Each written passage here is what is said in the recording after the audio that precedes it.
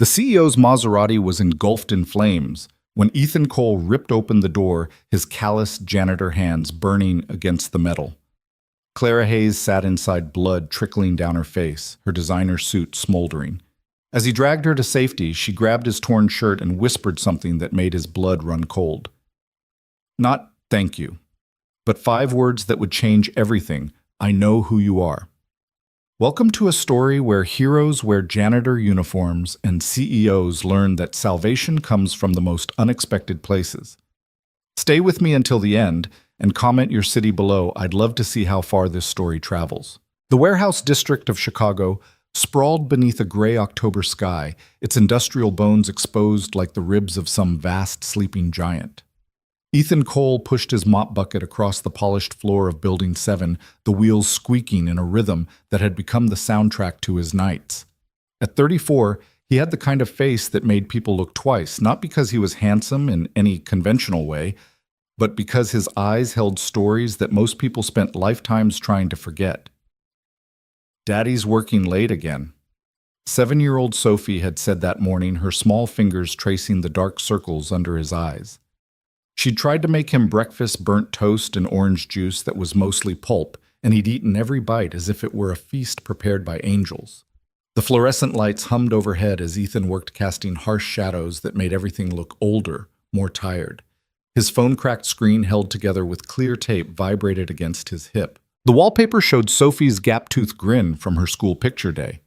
The one where she'd insisted on wearing her mother's necklace, the only thing Sarah had left behind when cancer took her 2 years ago.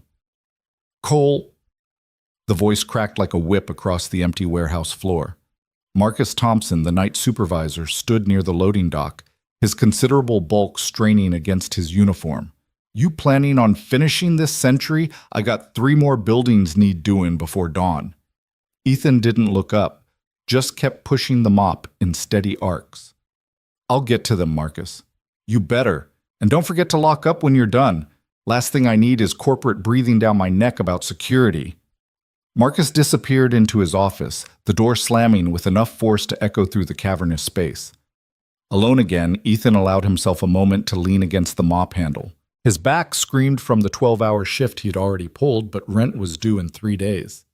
Sophie needed new shoes for gym class, and the electricity company had sent their second notice. He reached into his pocket and pulled out a folded piece of paper worn soft from handling. Tomorrow's job interview at Morrison Tech, assistant maintenance supervisor. It wasn't much, but it paid $8 more an hour and had health insurance that actually covered something. He'd circled the interview time in red 9:00 a.m. sharp. He'd have to leave straight from his shift, no time to go home and change. The suit he'd bought from Goodwill hung in his locker, still in its dry cleaning bag. It was 2 sizes too big, but Sophie had helped him pin it in the right places. You look like a businessman, Daddy, she'd said, her face serious as she stuck pins in the jacket. Like the people on TV who have offices with windows. The memory made him smile, a rare expression that transformed his weathered face. He returned to his work with renewed energy, finishing Building 7 in record time. As he loaded his supplies into the janitor's cart, his eyes caught something unusual in the corner, a notebook, leather-bound and expensive-looking, half hidden behind a stack of shipping pallets.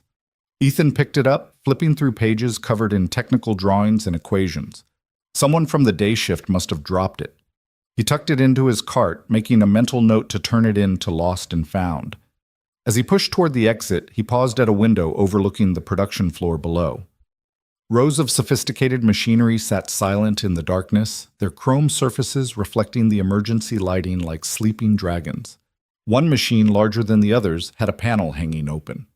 Even from this distance, Ethan could see the tangle of wires inside, some of them clearly disconnected. He'd seen the day shift engineers working on it for weeks, their frustration evident in the way they'd slam their toolboxes and shake their heads. The company Caldwell Innovations was supposedly unveiling some revolutionary new product next month. This must be the prototype. Ethan found himself walking down the stairs, drawn by a curiosity he couldn't quite explain.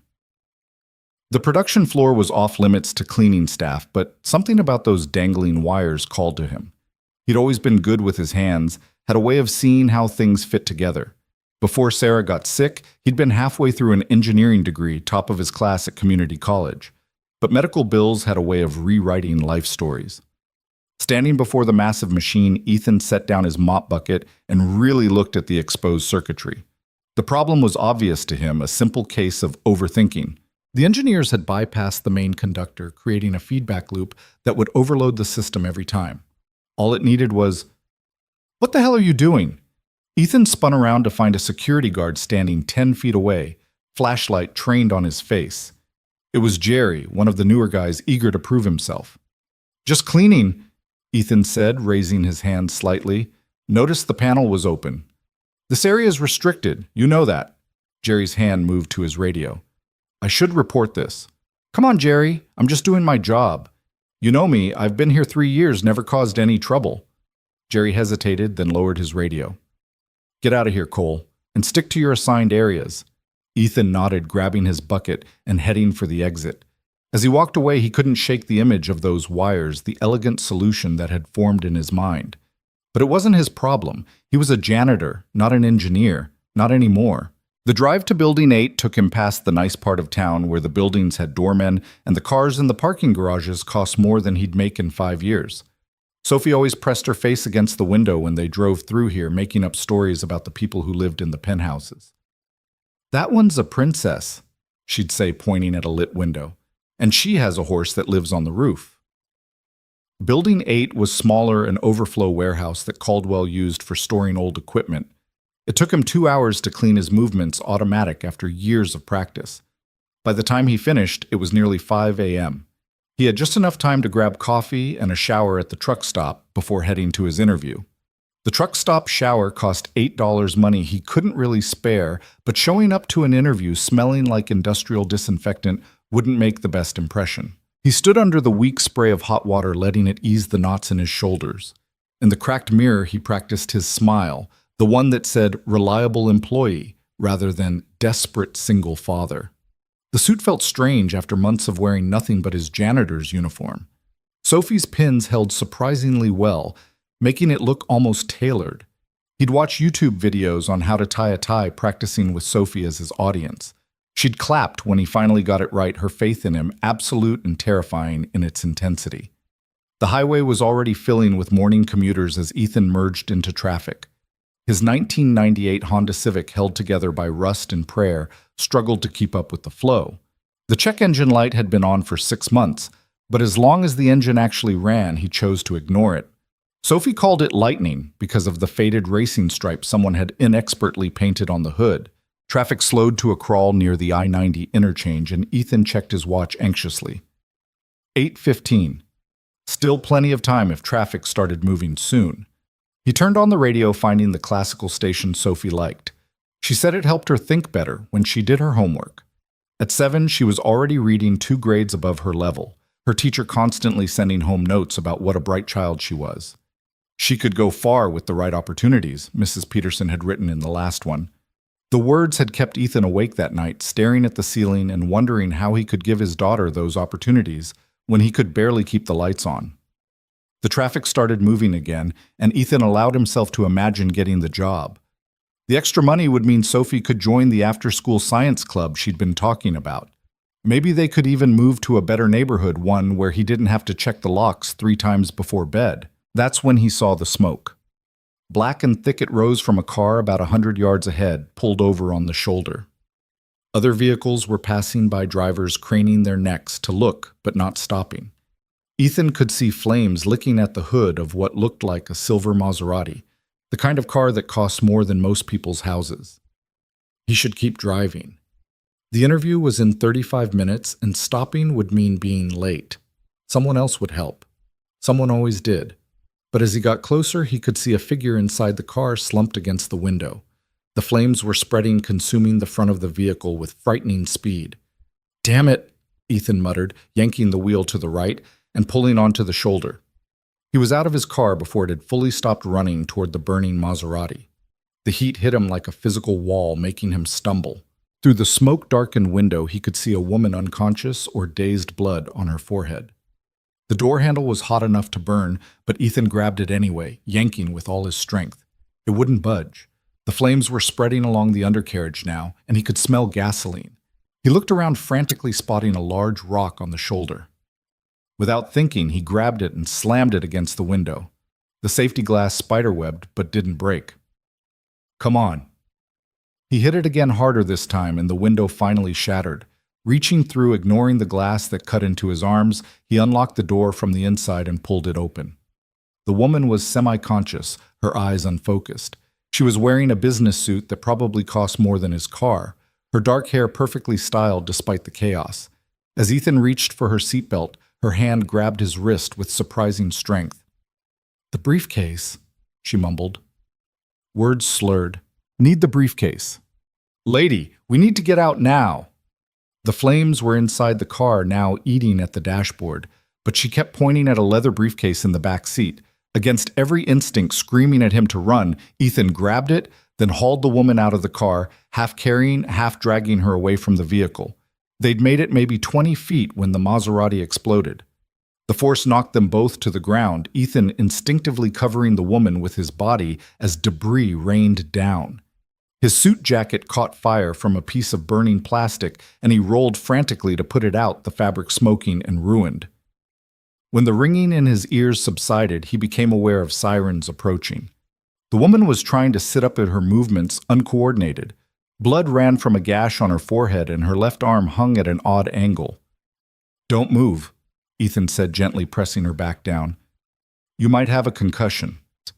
She looked at him, then really looked at him, and something flickered in her eyes, recognition. No, that was impossible. They'd never met.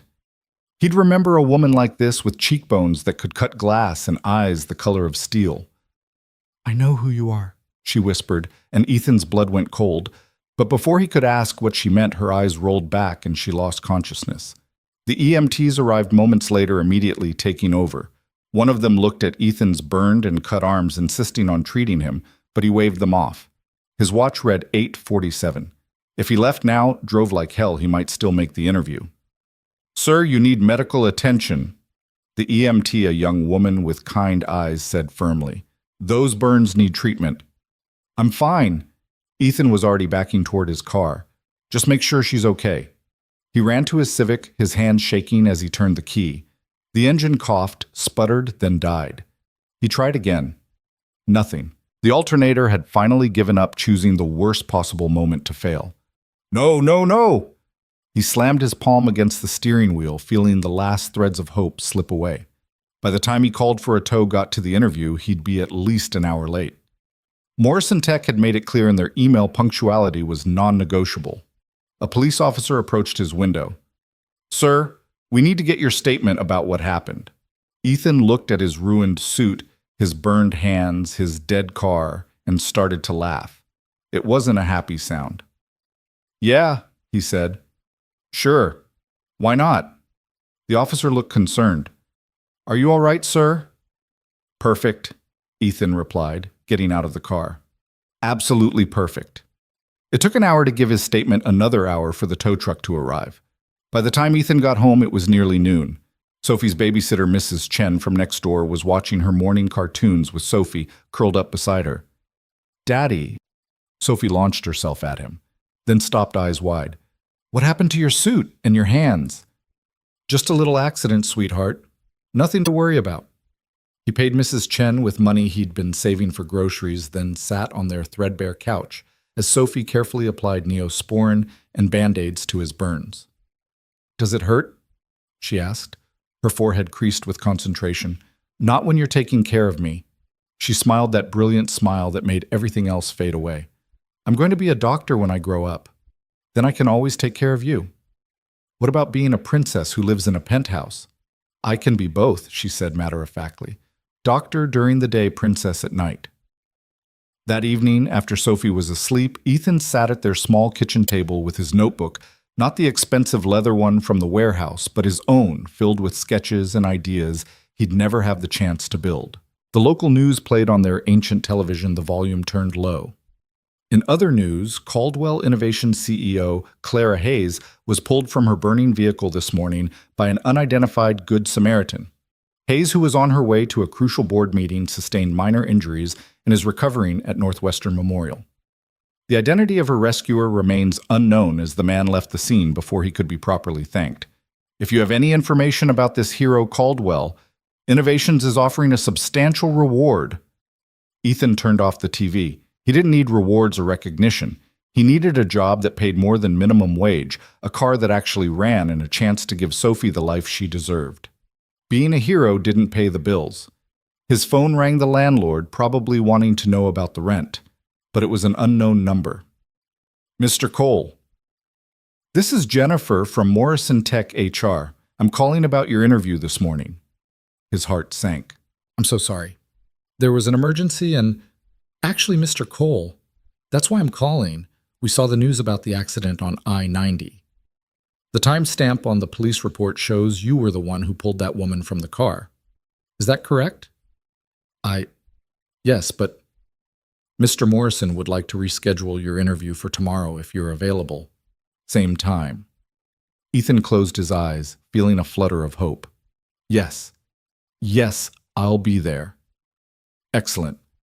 And Mr. Cole, Mr. Morrison asked me to tell you that anyone who risks their life to save a stranger is exactly the kind of person we want on our team. After she hung up, Ethan sat in the darkness for a long moment.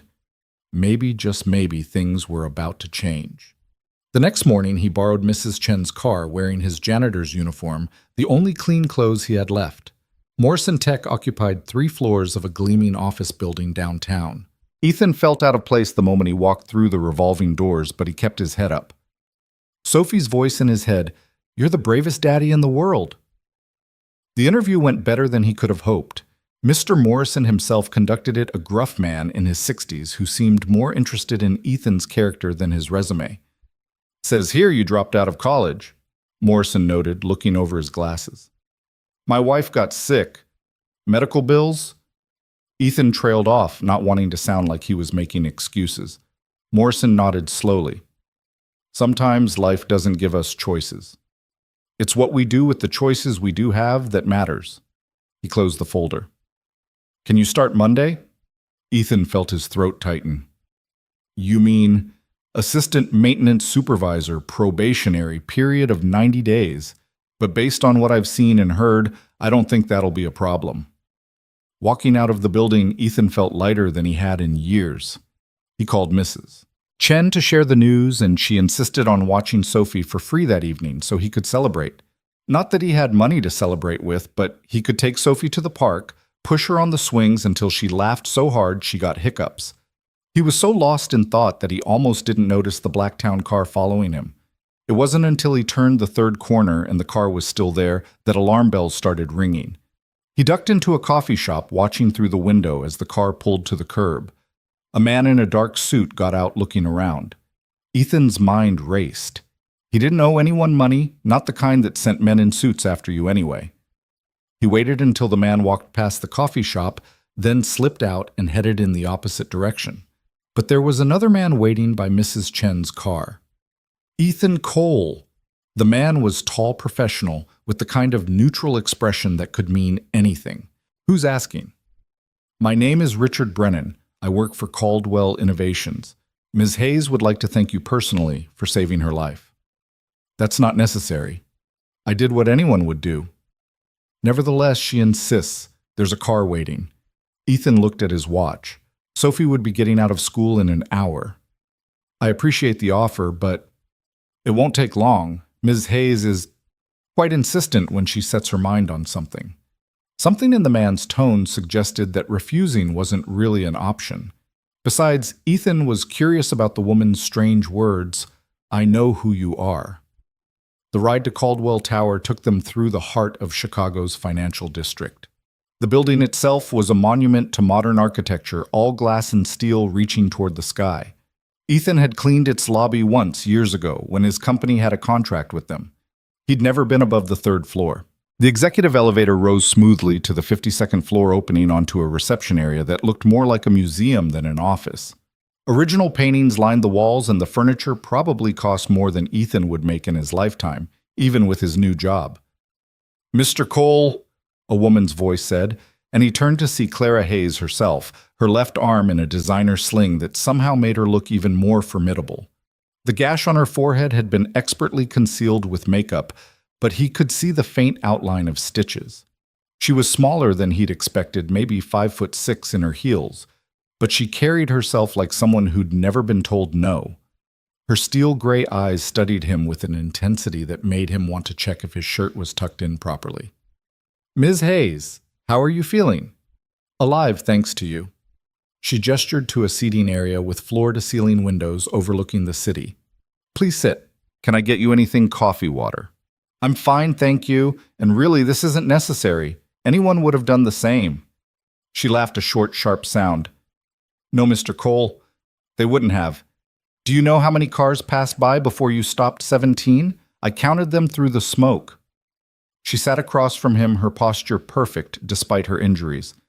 "I owe you my life. That's not a debt I take lightly." "You don't owe me anything." "I disagree." She reached for a tablet on the coffee table, wincing slightly at the movement. "I've had my people do some research. Single father working 3 jobs to make ends meet. Daughter named Sophie, 7 years old, enrolled at Madison Elementary. You were on your way to a job interview when you stopped to help me, an interview you missed." Ethan felt uncomfortable with how much she knew. "I got the job anyway. They rescheduled." "Morrison Tech, yes, I know. Assistant maintenance supervisor. $43,000 a year, basic health benefits." She set down the tablet. "I'd like to offer you something better." "I'm not looking for charity." "It's not charity. It's business." She leaned forward slightly. "Caldwell Innovations needs people like you. People who see problems and solve them, who act when others hesitate. I'm offering you a position in our technical development division. Starting salary of $90,000, full benefits, and educational assistance if you want to finish your degree." The number hit Ethan like a physical blow. $90,000. He could pay off Sarah's remaining medical bills, move to a safer neighborhood, put money away for Sophie's college. "I'm a janitor," he said quietly. "I clean floors. I don't have a degree, don't have experience. You have instincts. That's worth more than a dozen degrees." Clara stood moving to the window. "Do you know what my briefcase contained, the one you risked your life to retrieve?" Ethan shook his head. "Nothing important. Tax documents my assistant could have reprinted in 5 minutes. But you didn't know that. You just knew it mattered to me, so you grabbed it anyway." She turned back to him. "That's the kind of decision-making I need on my team. Ms. Hayes, I appreciate the offer, but there's something else." She picked up a remote and pointed it at a screen on the wall. Security footage began to play the warehouse from last night, the timestamp showing 2:47 a.m. Ethan watched himself approach the prototype machine, studied the exposed wiring.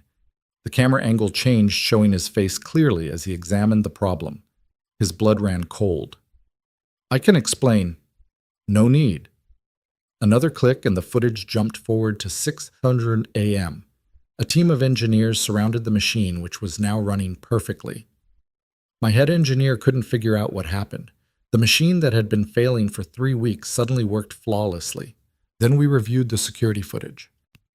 She moved closer, those steel eyes boring into his. "You fixed it, didn't you?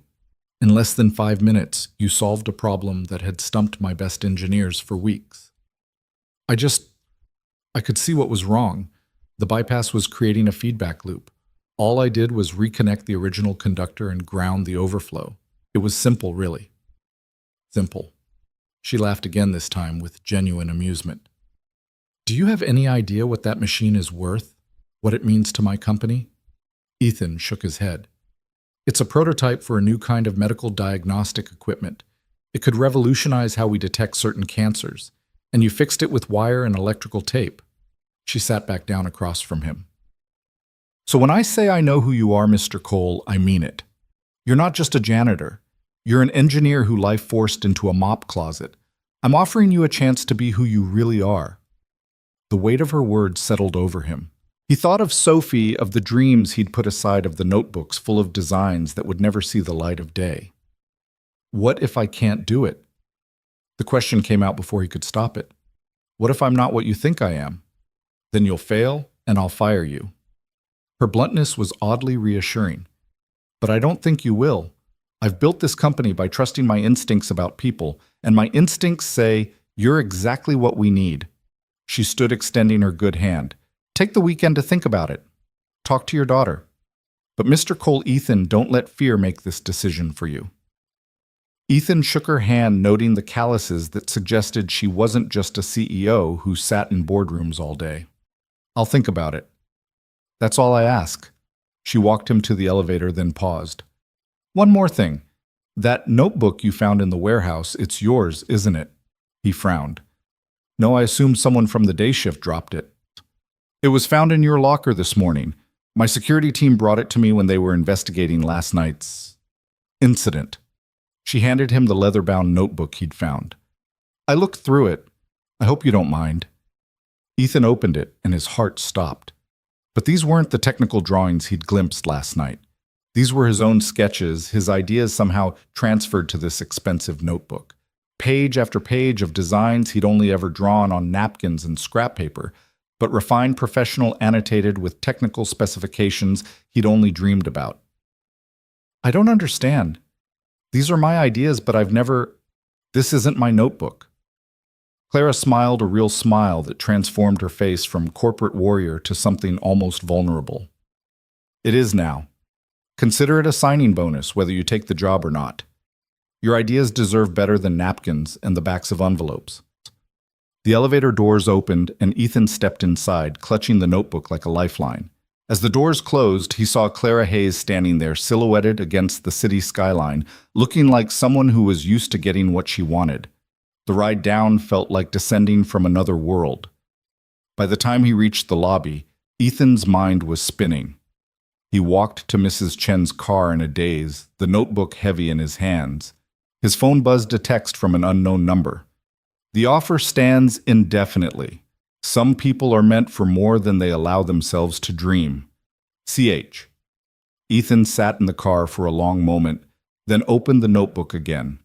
There, in handwriting that wasn't his but captured his ideas perfectly, were designs for a more efficient solar panel, a water purification system that could work in disaster zones, a prosthetic limb that could provide sensory feedback. Ideas he'd sketched on napkins during break time, now rendered in professional detail. On the last page was a note, "These ideas could change the world. They deserve a chance. So do you." He drove to Sophie's school, arriving just as the bell rang. She ran to him, backpack bouncing, face bright with the joy that only children who are truly loved can possess. "Daddy, guess what I got 100 on my spelling test?" "That's amazing, sweetheart." He knelt down to her level. "Hey, what would you think about Daddy getting a new job? Would you be home more?" "Yeah, a lot more." "Would you be happy?" The question caught him off guard. "What makes you think I'm not happy?" She touched his face with her small hand.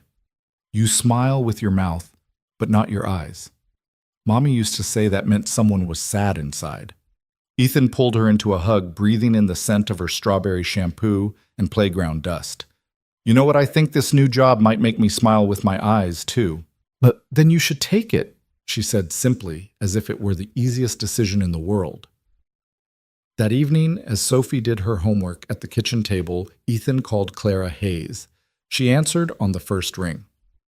"I'll take the job," he said without preamble. "Good, I'll have HR send over the paperwork. You start Monday." "That's the same day I was supposed to start at Morrison Tech." "I know. I've already spoken to Mr. Morrison. He understands and wishes you well. He also said to tell you that anyone who passes up an opportunity like this would be an idiot, and he didn't hire idiots." Ethan laughed, surprising himself. "You've thought of everything." "I try." "Oh, and Ethan, welcome to Caldwell Innovations. I have a feeling you're going to change everything." After they hung up, Ethan looked at Sophie, bent over her homework with the same intensity she brought to everything. He thought of Sarah, how proud she would be to see him taking this chance. He thought of the machine in the warehouse, how right it had felt to fix it to solve the puzzle. Maybe Clara Hayes was right. Maybe some people were meant for more than they allowed themselves to dream. Outside their small apartment, the city lights twinkled like stars brought down to earth. Somewhere out there, in a penthouse, high above the streets, Clara Hayes was probably working late, planning whatever came next for her empire. And starting Monday, Ethan Cole, janitor, single father, forgotten engineer, would be part of that world. "Daddy." Sophie looked up from her homework. Are you smiling with your eyes now? He looked at his reflection in the window, surprised to find that yes, he was. Yeah, baby, I think I am. Sophie nodded, satisfied, and returned to her homework. Outside, a siren wailed in the distance, the city's nighttime symphony beginning. But for once, it didn't sound like desperation. It sounded like possibility. Ethan opened the leather notebook again, running his fingers over the sketches of his ideas made real. On Monday, everything would change. But tonight, he was just a father sitting with his daughter, helping her with her math homework, both of them smiling with their eyes. The warehouse district would continue on without him. Another janitor taking his place, pushing the same mop bucket across the same floors. But Ethan Cole was done being invisible. He'd spent 2 years in the shadows, keeping his head down, just trying to survive. Now maybe it was time to live. As Sophie worked on her multiplication tables, Ethan sketched in the notebook, not designs this time, but a picture of his daughter capturing the way she chewed her pencil when she was thinking hard. At the bottom he wrote, "For Sophie, who always believed her daddy could be more." The clock on the wall ticked toward bedtime, and Ethan knew he should start their nighttime routine bath story prayers for Mommy in heaven. But he lingered in this moment, this precipice between what was and what could be. Tomorrow he'd have to figure out how to be an engineer again, how to work with people who'd never worried about choosing between groceries and electricity. He'd have to buy clothes that weren't from Goodwill, learn to navigate a world where his ideas mattered more than his ability to make floors shine. But tonight, he was just Ethan Cole. And that was enough. The notebook full of dreams sat on the table beside Sophie's spelling test, both of them proof that sometimes, if you're very lucky, life gives you a second chance. Daddy, Sophie asked, not looking up from her homework, what does serene mean by the peaceful? He answered, calm, like when everything is exactly as it should be. Oh. She carefully wrote the definition in her notebook, like right now. Ethan looked at his daughter at their small but clean apartment at the notebook that represented a future he'd never dared imagine, and realized she was right. Yeah, baby, exactly like right now. Monday morning arrived with the kind of Chicago wind that cut through jackets and found every gap in window frames. Ethan stood outside Caldwell Tower at 7:45 a.m., 15 minutes early, watching his reflection in the polished glass doors. The new clothes felt foreign against his skin, business casual. Claire's assistant had called it when she'd sent him to a downtown store with a company credit card. The khakis were pressed sharp enough to cut paper, and the button-down shirt still had that new fabric smell that reminded him of better times before Sarah got sick when they'd shopped together for his college presentations. Sophie had insisted on picking out his tie that morning, choosing a blue one with tiny sailboats that she said looked professional but fun. She'd stood on a chair to help him with the knot, her tongue poking out in concentration, the same way Sarah's used to when she was focused on something important. You look like you belong in one of those tall buildings now, Daddy, she'd said, smoothing down his collar with her small hands. The security guard at the front desk recognized him from the week before, offering a genuine smile. Morning, Mr. Cole. Ms. Hayes said you'd be starting today. Elevator bank 3 will take you to 37. Someone from HR will meet you there. 37. Not 52 where Clara's office commanded the skyline, but still higher than Ethan had ever worked before. The elevator filled with people who moved with purpose, checking phones and discussing meetings in the casual shorthand of those who belonged. Ethan kept his hands steady at his sides, fighting the urge to fidget with his unfamiliar collar. The doors opened to reveal a space that hummed with controlled energy. The Technical Development Division occupied the entire floor in open concept design with glass-walled offices around the perimeter and workstations clustered in the center. Engineers moved between computer screens and prototype stations, their conversations peppered with terms Ethan recognized from his abandoned textbooks. Ethan Cole. A woman approached, her smile warm but efficient. I'm Janet from HR.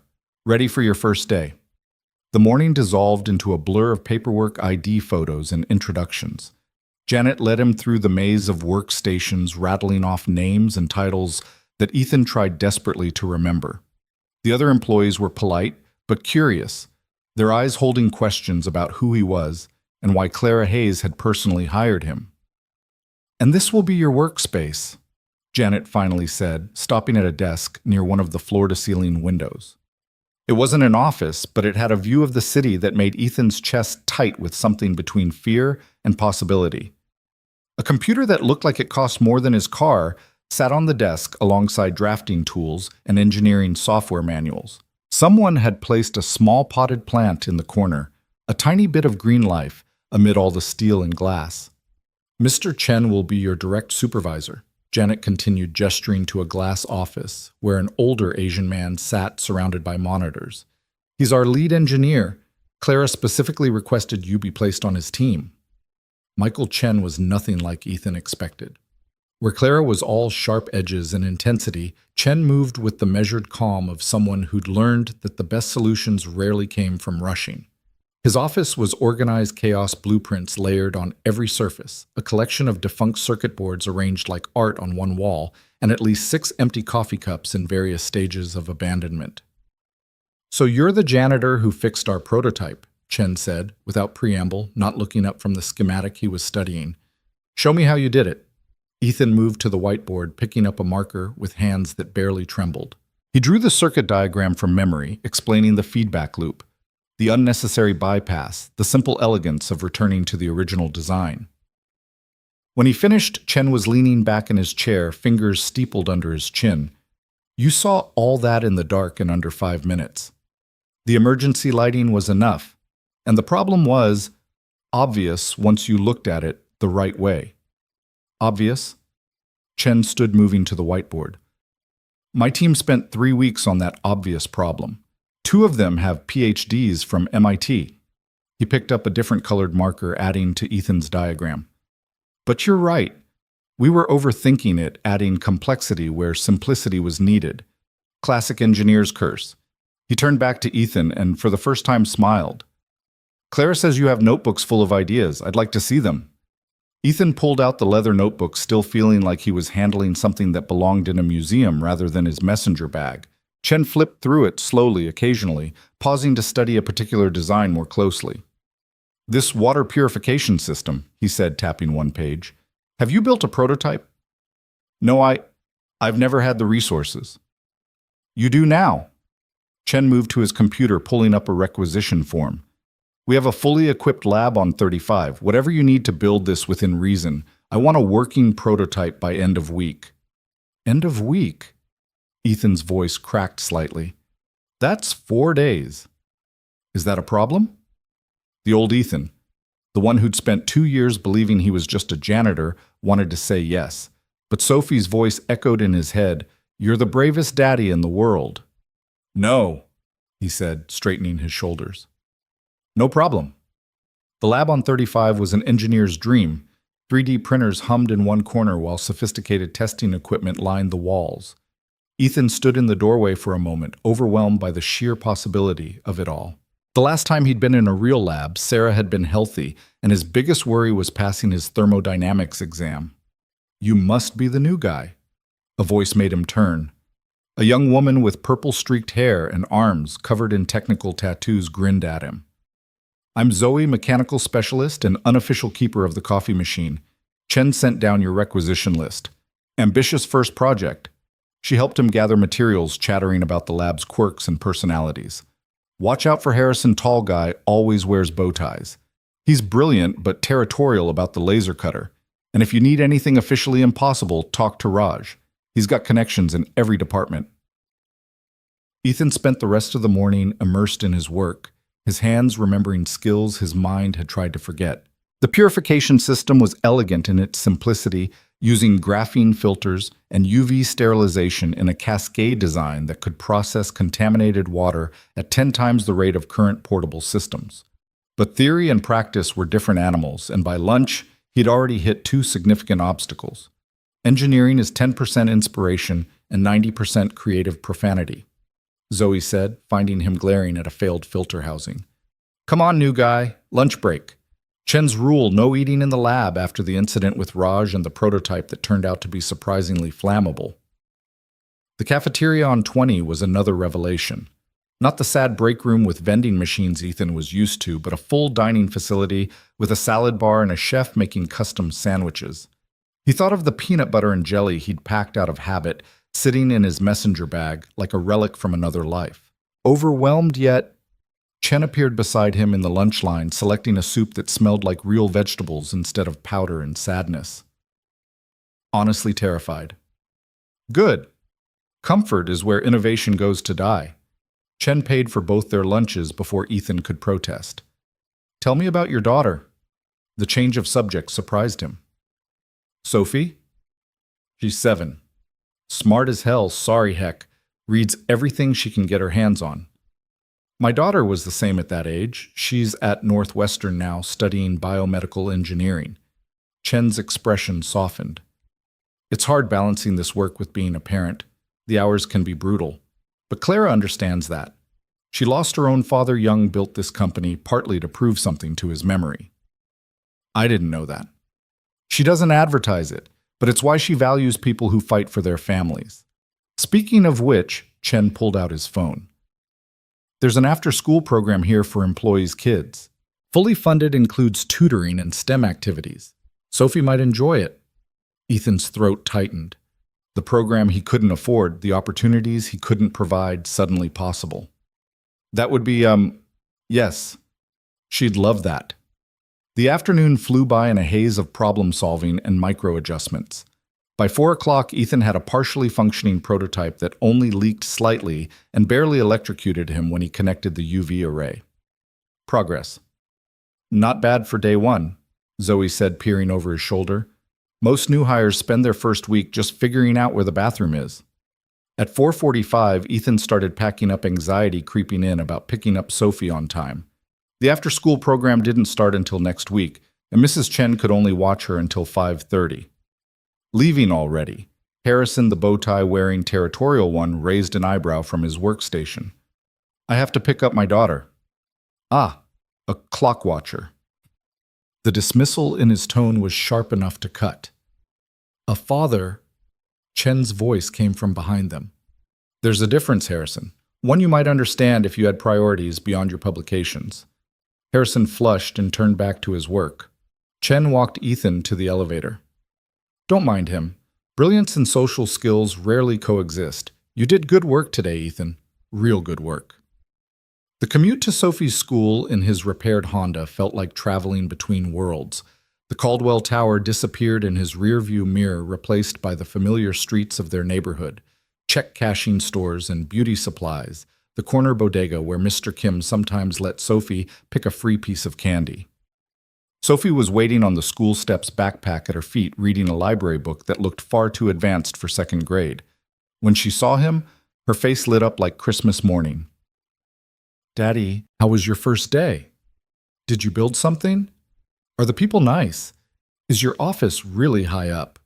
He answered her rapid-fire questions on the drive home, editing out Harrison's coldness and his own moments of panic. She listened with the intense focus she brought to everything that mattered to her.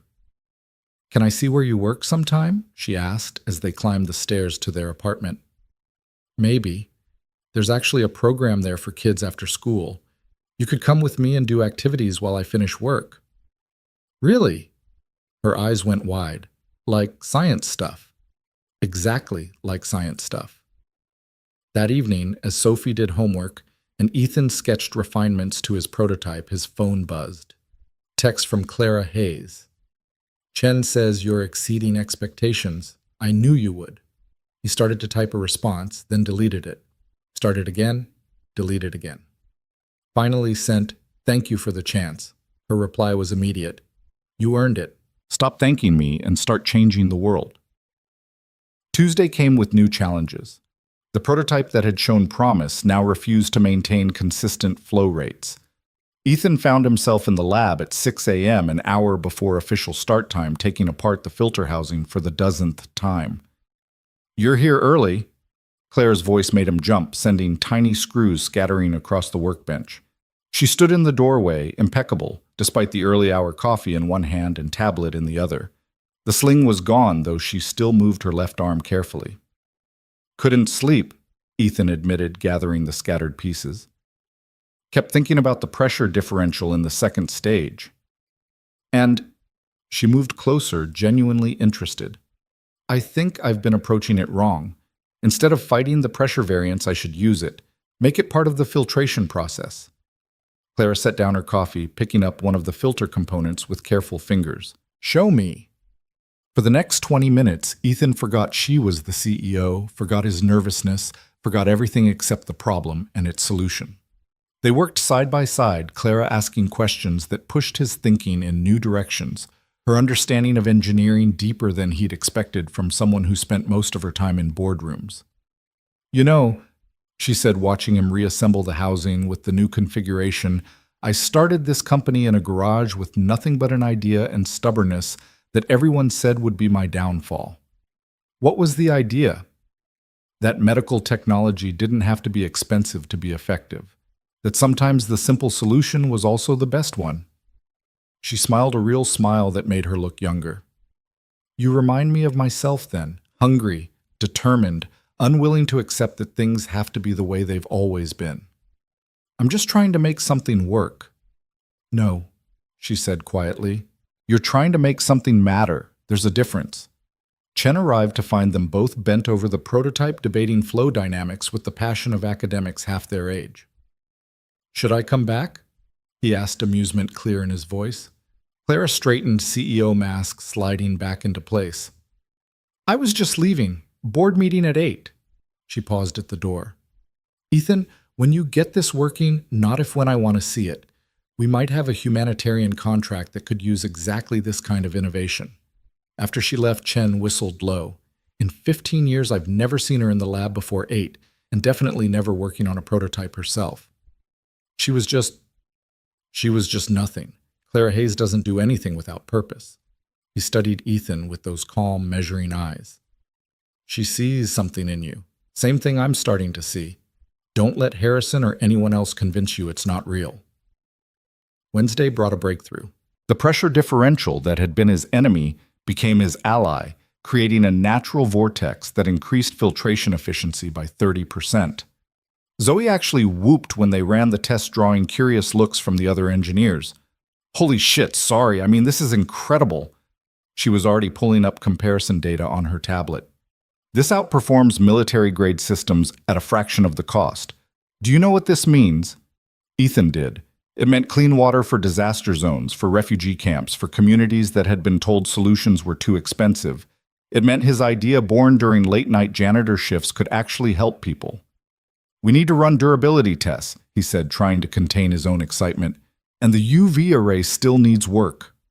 I can help with that, Harrison said quietly from behind them. They turned to find him holding a component Ethan recognized as bleeding-edge UV LED technology. I've been working on something similar for sterilization in surgical tools. The wavelength optimization should translate. It was as close to an apology as Ethan suspected Harrison could manage. He took the component carefully. That would be great. Thank you. By Thursday, they had a fully functioning prototype. It wasn't pretty, held together with determination and what Zoe called engineering tape, which looked suspiciously like regular duct tape, but it worked. Water, when uncontaminated, came out cleaner than most tap water. Run it again, Chen said, watching the readouts with the intensity of a hawk. With the worst sample we have. They fed it water contaminated with bacteria, heavy metals, and organic compounds that made Ethan's stomach turn. 30 seconds later, the output tested cleaner than bottled water. Jesus, someone whispered. Word had spread, and half the floor was now crowded around the testing station. Get Clara to, Chen said quietly to his assistant. She needs to see this. Clara arrived within minutes, despite being in the middle of what looked like a major presentation, judging by the board members trailing in her wake. She took in the crowd, the prototype, the test results displayed on the monitor. Show me, she said simply. Ethan ran the demonstration, his hands steady, now his voice clear as he explained each stage of the process. The board members, men and women who looked like they ate $1,000 dinners for breakfast, leaned in genuinely interested. When he finished, the room was silent. Cost per unit? Clara asked. Under $200 at scale, Ethan replied. Maybe less with optimized manufacturing. Current comparable systems. 2,000 to 5,000 minimum. Clara turned to the board members. This is why I hired him. This is what fresh perspective brings to Caldwell Innovations. She looked back at Ethan. File the patent paperwork. I want this in production within 6 months. The room erupted in congratulations, backs slapped, and hands shaken. But Ethan barely heard it, his mind already racing with improvements, refinements, possibilities. That night he brought Sophie to the office for the first time, officially enrolling her in the after-school program. She stood in the lobby, neck craned back to see where the building disappeared into the evening sky. You work all the way up there, Siam. Floor 37. Want to see. The after-hours security guard smiled as they signed in. Bringing in the next generation, Mr. Cole. Something like that. Sophie was uncharacteristically quiet as the elevator rose her hand tight in his. When they stepped onto the technical floor, most people had gone home, leaving only the dedicated or obsessed. The city sparkled beyond the windows' lights beginning to twinkle as dusk settled over Chicago. This is my desk, Ethan said, showing her his workspace. The potted plant had been joined by a picture frame he'd brought in the photo of Sophie and Sarah from last Christmas, the one where they were both laughing at something off camera. Sophie touched the computer monitor gently like it might break. This is really yours. Really mine. And look, he led her to the lab where his prototype sat on the main workbench. This is what I've been building. What does it do? It makes dirty water clean, so people who don't have good water can drink safely. She considered this seriously. Like the people in those commercials, the ones who have to walk really far for water. Exactly like them. So you're helping them from all the way up here, trying to. She smiled then, that brilliant smile that was pure Sarah. Mommy would be proud. Ethan's throat closed up. He knelt down, pulling her into a hug. You think so? I know so. She always said you were meant for big things. She was right. Friday arrived with nervous energy. Chen had scheduled a full presentation for the executive team, complete with potential deployment scenarios and manufacturing projections. Ethan had barely slept running through his presentation over and over. You're going to wear a hole in the floor, Zoe said, watching him pace. It's going to be fine, better than fine. You've created something amazing. It's not about the presentation, Ethan admitted. It's all of this. 5 days ago, I was mopping floors. Now I'm supposed to stand in front of executives and convince them to invest millions in my idea. What if they realize I don't belong here? Imposter syndrome, Harrison said, not looking up from his work. Statistically, 90% of successful people experience it. The other 10% are psychopaths. He paused. You're not a psychopath, are you? I don't think so. Then you're exactly where you're supposed to be. The presentation went better than Ethan could have hoped. The executives asked hard questions, but he had answers. The prototype performed flawlessly, even when they deliberately tried to overload it. By the end, he had preliminary approval for a pilot program in Puerto Rico, where communities were still struggling with water infrastructure after the hurricanes. Celebrate, Chen ordered as the executives filed out. Monday, you can panic about actually delivering on what you just promised. Tonight, celebrate. But Ethan couldn't quite manage celebration. He stood at the window watching the city below, feeling the weight of success almost as heavily as he'd felt failure. His phone buzzed, Mrs. Chen reminding him about Sophie's school play next Friday. You did it, Claire's voice came from behind him. She joined him at the window, her reflection ghost-like in the glass. You took an idea and made it real. How does it feel? Terrifying, he answered honestly, like I'm going to wake up and be pushing a mop bucket again. That fear never really goes away, but you learn to use it to let it drive you instead of paralyze you. She was quiet for a moment. I've been thinking about what you said about saving my briefcase, how you didn't know it was worthless but saved it anyway because it mattered to me. Anyone would have... No, they wouldn't. Most people would have saved themselves. You saw someone who needed help, and you acted even though it cost you. She turned to face him directly. That's why I knew you belonged here. Not because you can engineer solutions, though you clearly can, but because you understand that innovation without humanity is just clever emptiness. She handed him an envelope. Don't open it now. Wait until you get home. And Ethan. This is just the beginning. I have a feeling you're going to surprise all of us yourself most of all." After she left, Ethan tucked the envelope into his bag and went to collect Sophie from the after-school program. He found her in the science room wearing safety goggles that were too big for her face, carefully pipetting colored liquids into test tubes. "Daddy? Look, I'm doing real science." The instructor, a young woman with kind eyes, smiled. "She's a natural, asks the kind of questions that show real understanding." On the drive home, Sophie chattered about pH levels and chemical reactions, her excitement infectious. It wasn't until they were eating dinner, actual fresh vegetables, instead of the frozen dinners that had become their staple, that Ethan remembered the envelope. Inside was a single sheet of paper and a check. The paper was a photocopy of a medical bill, Sarah's final hospital stay, the one that had haunted Ethan's finances for 2 years. Across it, in Clara's precise handwriting, paid in full, fresh starts shouldn't come with old chains. The check was something else entirely. A bonus, the memo line read, but the amount made Ethan's hands shake. Enough to move to a better apartment, to start a college fund for Sophie, to maybe finally exhale. "What is it, Daddy?" Sophie asked, concerned by his silence. It's a chance, baby. A real chance." That weekend they went apartment hunting, not in the luxury buildings downtown, but in a neighborhood with good schools and a park where Sophie could ride her bike without Ethan fearing for her safety. They found a 2-bedroom with actual sunlight, a kitchen that didn't smell like other people's cooking, and a small balcony where Ethan could put a few plants. "Can we really afford this?" Sophie whispered, afraid to hope. "Yeah, baby, we really can." They moved the next weekend with help from an unexpected source.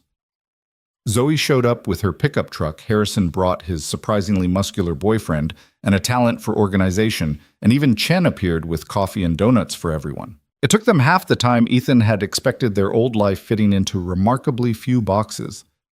"It's not much," Ethan said apologetically, as Zoe helped him carry in the couch they'd bought from a second-hand store. "It's home," she corrected. "That's everything."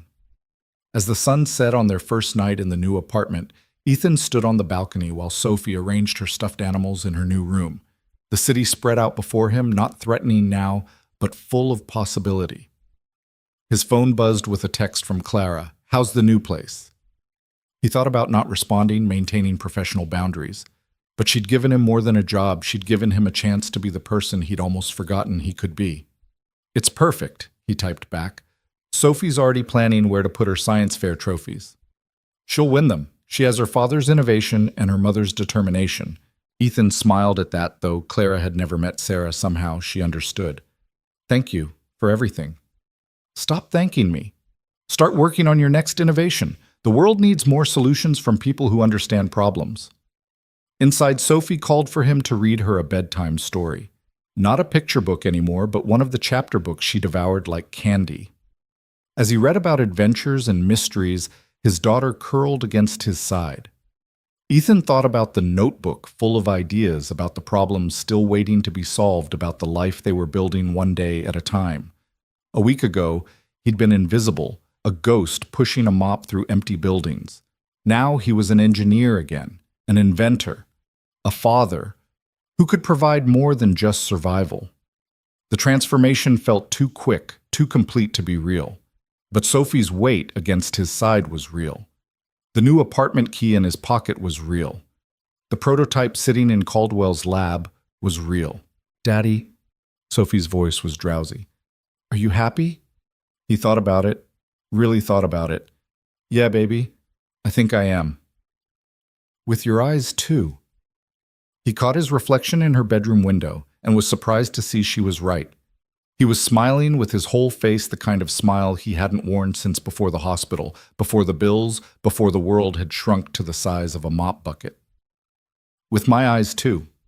Sophie nodded, satisfied, and drifted off to sleep. Ethan stayed there holding his daughter in their new home, watching the city lights twinkle like earthbound stars. Tomorrow would bring new challenges, the pilot program to implement Harrison's territorial nature, to navigate the constant fear that he wasn't qualified for this new life. But tonight, for the first time in 2 years, Ethan Cole felt like himself again. Not the janitor who'd saved a CEO from a burning car, but the engineer, the inventor, the father who could give his daughter the world or at least a small bright piece of it, each chassis. The Puerto Rico deployment was scheduled for 3 weeks after the presentation, leaving Ethan in a constant state of controlled panic. He arrived at the office each morning before dawn, refining the prototype while the city still slept. The lab became his second home, littered with coffee cups and calculations scrawled on every available surface. "You're going to burn out," Zoe warned.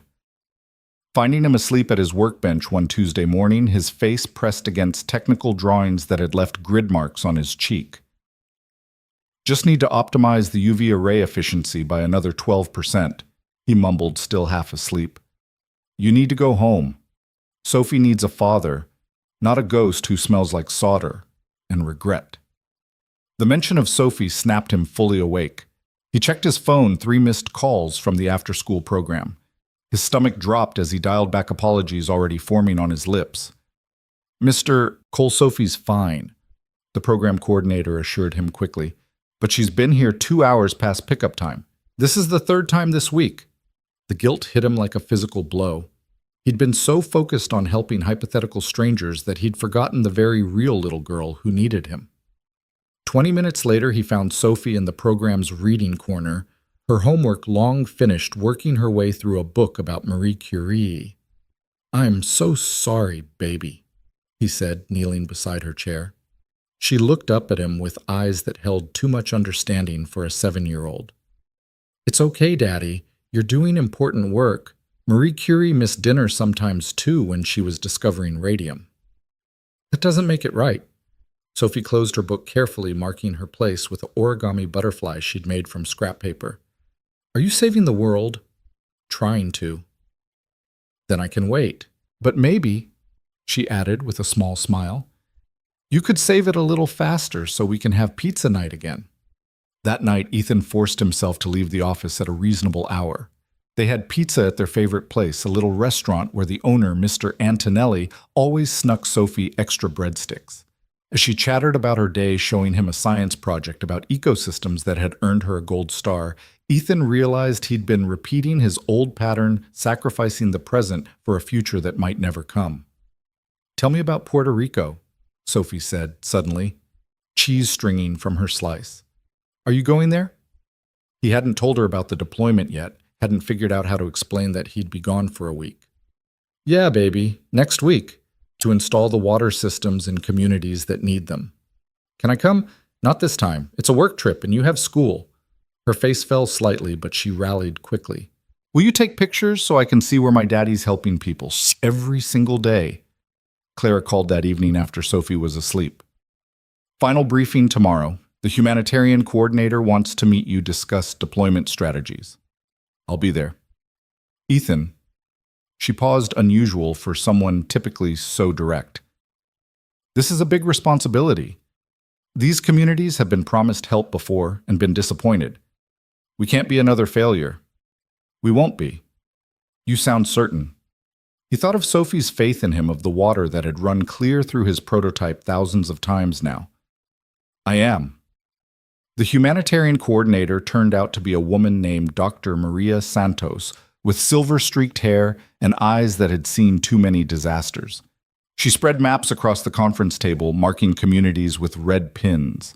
"These areas have been without reliable water for 18 months, she said, her accent carrying hints of the island she was fighting to help. "Children are getting sick. Elderly people are dying from dehydration and waterborne diseases. Your system works in a lab, Mr. Cole. Can it work in mud and heat and desperation?" "It was designed for exactly that," Ethan replied, meeting her skeptical gaze. "I didn't build it for laboratories. I built it for people who need water more than they need promises." Something in his tone must have convinced her, because she nodded slowly. "We leave Monday. Bring work clothes. This isn't a photo opportunity. It's hard labor in hard conditions." "I've done hard labor my whole life, Dr. Santos. At least this time it's for something that matters."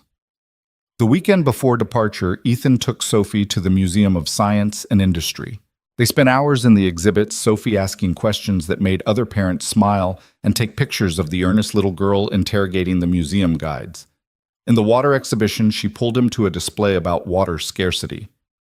"This is what you're fixing, right?" she said, pointing to statistics about children who died from contaminated water. Trying to, yeah. She slipped her hand into his, squeezing tight. Mommy would be really proud of you. That night, while packing, Ethan found Sarah's wedding ring in his drawer, tucked inside the small velvet box where he'd kept it since the funeral. He'd never been able to bring himself to sell it, even when the electricity was shut off, even when Sophie needed shoes. Now he held it up to the light, remembering how it had looked on Sarah's finger as she held their newborn daughter. I'm trying, Sarah, he whispered to the empty room. I'm trying to be the man you believed I could be. Monday arrived gray and humid, the kind of Chicago morning that promised storms by afternoon. Sophie clung to him at Mrs. Chen's apartment where she'd be staying for the week. You'll call every night? She asked, face buried in his shirt. Every single night, and Mrs. Chen is going to take you to school and pick you up just like normal. I'll miss you. I'll miss you too, baby, but I'll be back Sunday and I'll have so many stories to tell you. The flight to San Juan felt like crossing into another world. Below the island sprawled green and damaged, beautiful and broken in equal measure. Clara sat across from him in the company jet, reviewing deployment schedules with an intensity that suggested she hadn't slept much either. Nervous? She asked, catching him staring out the window. Terrified. Good. It means you understand what's at stake. Dr. Santos met them at a small airport in the mountains, driving a mud-splattered truck that had seen better decades. The roads were more suggestion than reality, washed out in places and barely wide enough for the vehicle in others. Clara gripped the door handle with white knuckles, but Ethan felt oddly at home. This was real in a way the Caldwell Tower could never be. The first community was a collection of houses clinging to a hillside, their roofs still draped with blue tarps from the hurricane 2 years prior. Children played in the street, stopping to stare as the truck pulled up.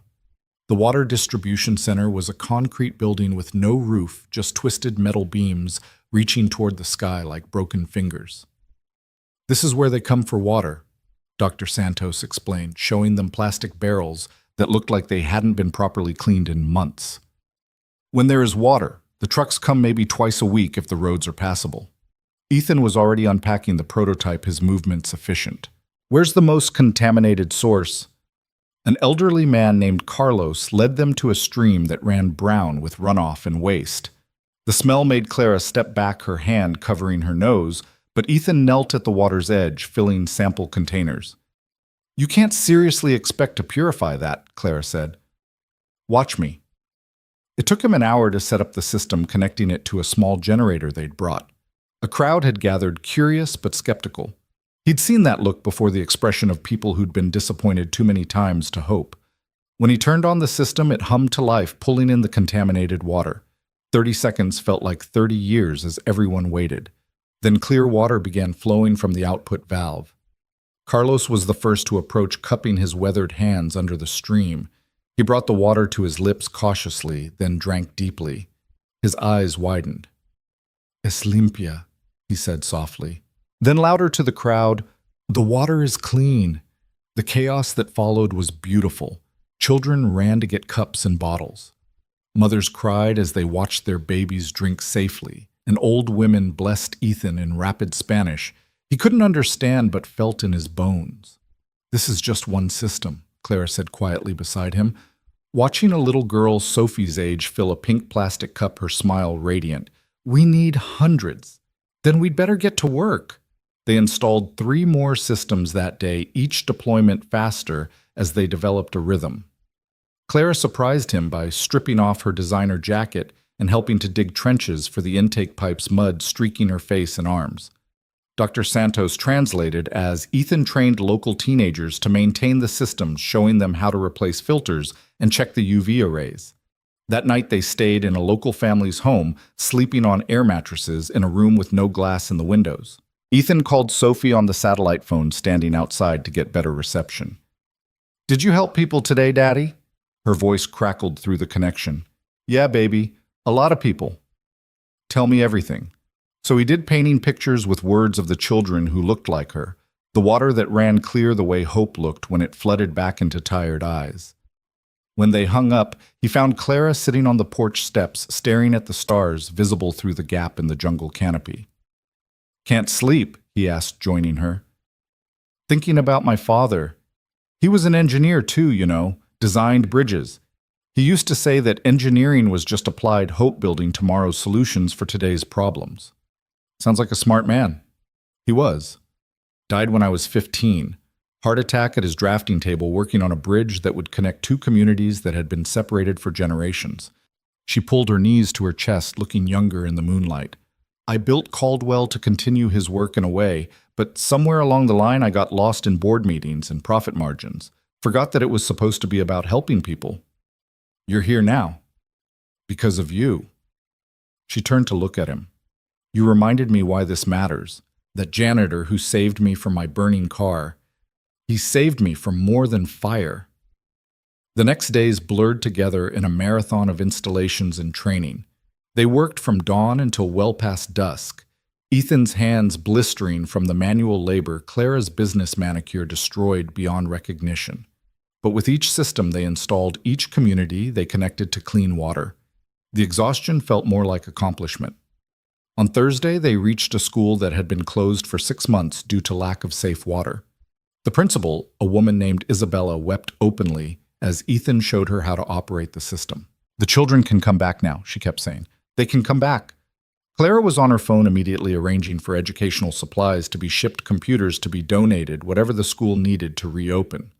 Watching her work, Ethan understood that this was who she really was. Not the cold CEO in the tower, but someone who solved problems with the same intensity she brought to everything else. That evening, the community threw an impromptu celebration. Music poured from speakers powered by car batteries, and people danced in the street despite their exhaustion. Children performed a play they'd rehearsed, something about a wizard who brought clean water to the kingdom. Ethan realized with a start that the wizard wore glasses held together with tape, just like his. You're a hero to them, Dr. Santos said, appearing beside him with a plate of rice and beans. I'm just an engineer. No, you're someone who saw suffering and chose to act. That's the definition of a hero, Mr. Cole. Claire was dancing with a group of young girls, laughing as they taught her the steps to something that looked far more complex than any boardroom negotiation. She caught Ethan watching and waved him over, but he shook his head, content to observe this version of her, unguarded and genuinely happy. His phone buzzed with a text from Sophie sent through Mrs. Chen's phone. Science teacher says I can do my project on water purification. Can you help when you get home?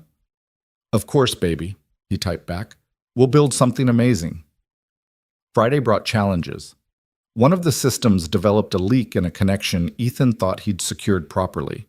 It took 3 hours in the crushing heat to fix it, during which time he seriously questioned every life choice that had brought him to this moment.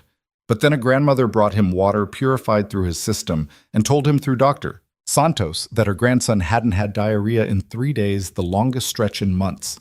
This is why we do it, Clara said, helping him tighten the last connection. Not for the patents or the profit, but for that grandmother's smile. That night, their last in Puerto Rico, they sat on a hilltop overlooking the valley where they'd installed 12 systems. Lights twinkled in houses that had been dark for months, powered by the small solar panels that ran the UV arrays. We did that, Clara said softly. We brought light back. We brought more than light, Ethan replied.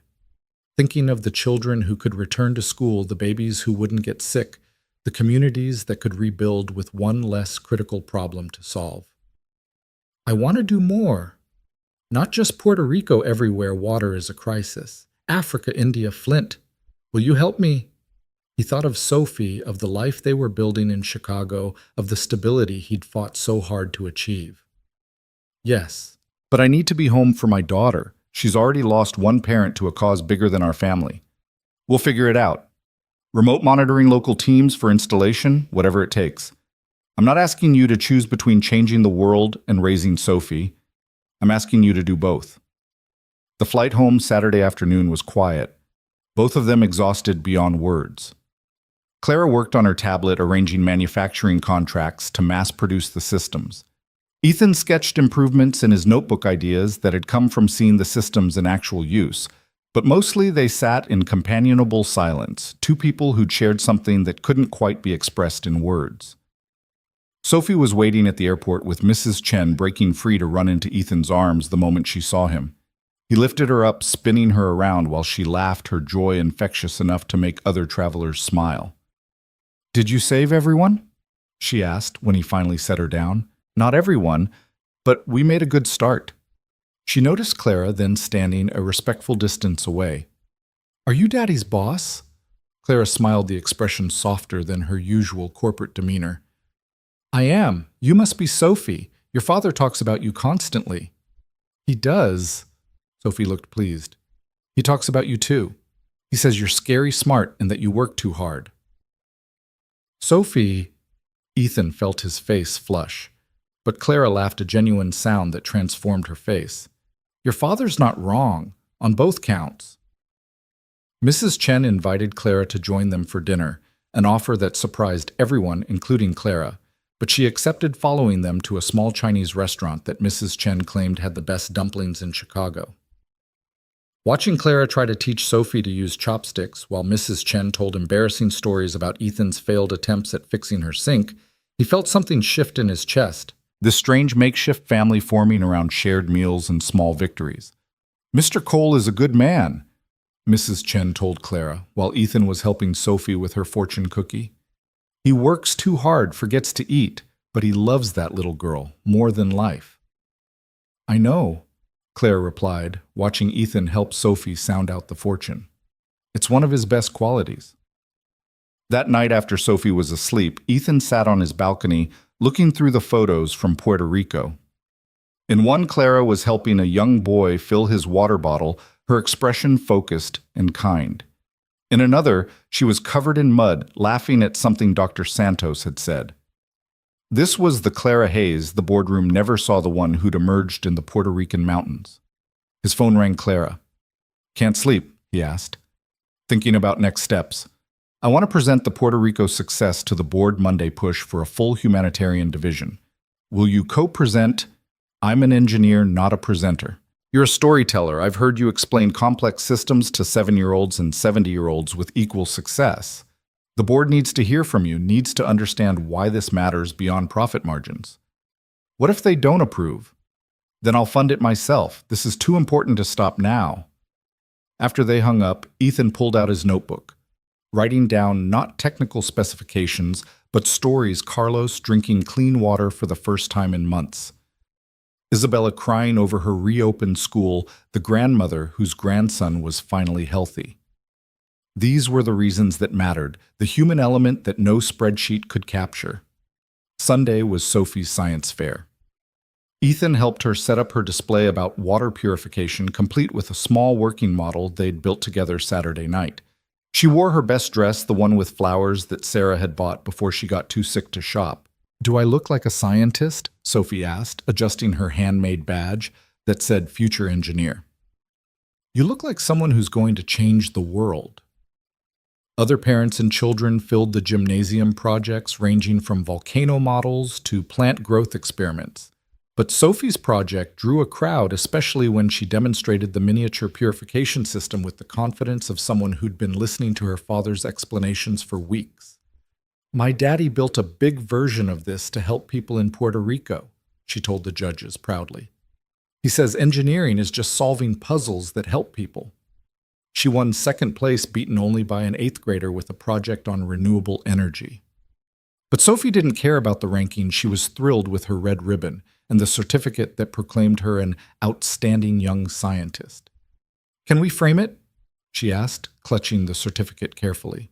"We'll frame it and put it right next to your mom's nursing degree," Ethan promised. That evening, Clara called with unexpected news. "The board meeting's been moved up. They want to hear about Puerto Rico tomorrow morning, 8 sharp. I haven't prepared anything formal." "You don't need formal. You need honest. Tell them what you told me on that hillside. Make them see the faces, not just the numbers." Ethan barely slept, running through what he wanted to say. When his alarm went off at 5 a.m., he found Sophie already awake, sitting at the kitchen table with a bowl of cereal. "Big day, Ma," she asked, noting his best suit laid out on the couch. "Board meeting, trying to convince them to help more people." She got up and hugged him, fierce and sudden. "They'll say yes. You're very convincing. You convinced me to eat vegetables." "That's different, baby." "Not really. You made me understand why vegetables mattered. You'll make them understand why the water matters. At Caldwell Tower, the boardroom was intimidating in its corporate perfection. 12 board members sat around a table that cost more than most people's cars, their faces professionally neutral. Clara introduced him simply as the lead engineer on the Puerto Rico project. Ethan stood his notes forgotten in his pocket. Instead, he pulled out his phone and showed them pictures. Not the professional photos the marketing team had taken, but his personal ones. Carlos, Isabella, the grandmother, the children dancing in the street. "This is why we went to Puerto Rico," he said, his voice steady despite his nerves. "Not for market share or tax breaks or good PR. We went because people needed help and we had the ability to provide it." He talked for 20 minutes, forgetting to be nervous, forgetting these were people who could buy and sell him 1,000 times over. He talked about children who could return to school, about communities rebuilding with dignity, about the simple miracle of clean water. When he finished, the room was silent. Then one board member, an elderly woman with sharp eyes, spoke up. "How much would it cost to deploy these systems globally?" Clara stood pulling up projections on the screen. "Initial investment of $50 million would let us reach approximately 10,000 communities in the first year. And the return on investment? Minimal direct financial return," Clara admitted, "but invaluable in terms of corporate reputation, employee morale, and moral obligation." "Moral obligation doesn't pay dividends," another board member said. "No," Ethan interjected, surprising himself. "But it lets you sleep at night. It lets you look at your grandchildren and know you chose to help when you could have chosen profit." The sharp-eyed woman smiled. "You sound like Clara's father. He once told this board that bridges were more than steel and concrete. They were promises that communities made to each other." She looked around the table. "I move to approve the humanitarian division with Mr. Cole as technical director." "I second," another member said quickly. The vote was 9-3 in favor. Clara maintained her composure until they were in the elevator, then grabbed Ethan's arm, her excitement breaking through. "Technical director. That wasn't part of the plan. The board likes you. More importantly, they trust you. Will you accept?" Ethan thought of the systems still to be built, the problems still to be solved, the communities still waiting for help. "I need to be home for Sophie. Full remote capability when not on deployment. And Sophie can come on some trips when school permits. I want her to see what her father is building." "Then yes." Clara smiled, that rare, genuine expression that transformed her from CEO to simply a woman who just won something important. "We're going to change the world, Ethan Cole. We're going to try." That evening, Ethan took Sophie out for ice cream to celebrate their tradition for big moments. She listened with wide eyes as he explained his new role, what it would mean for their future. "So you're like a superhero now?" she asked, chocolate sauce on her chin. "Saving people with water. I'm just an engineer who got lucky." "No," Sophie said seriously. "You're my daddy who helps people. That's way better than a superhero." As they walked home, Sophie's hand in his, Ethan thought about the journey from that burning car on the highway to this moment. How a chance encounter had led to Puerto Rico to clean water for thousands, to a future he couldn't have imagined.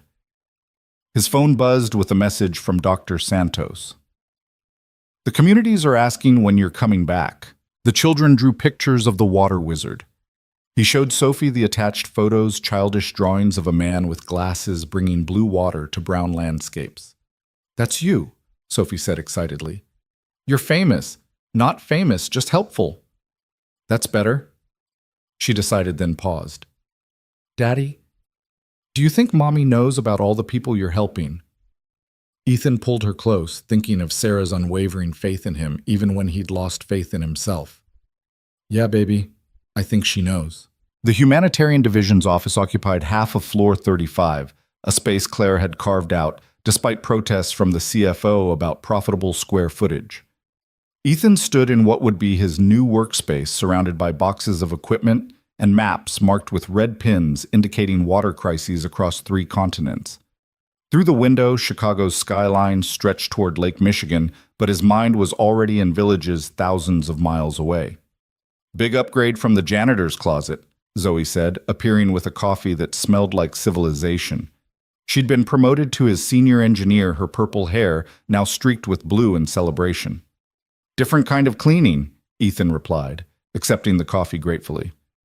Instead of mopping up messes, we're preventing them. Poetic. Harrison's having a meltdown, by the way. Says you're stealing all the good engineers for your charity project.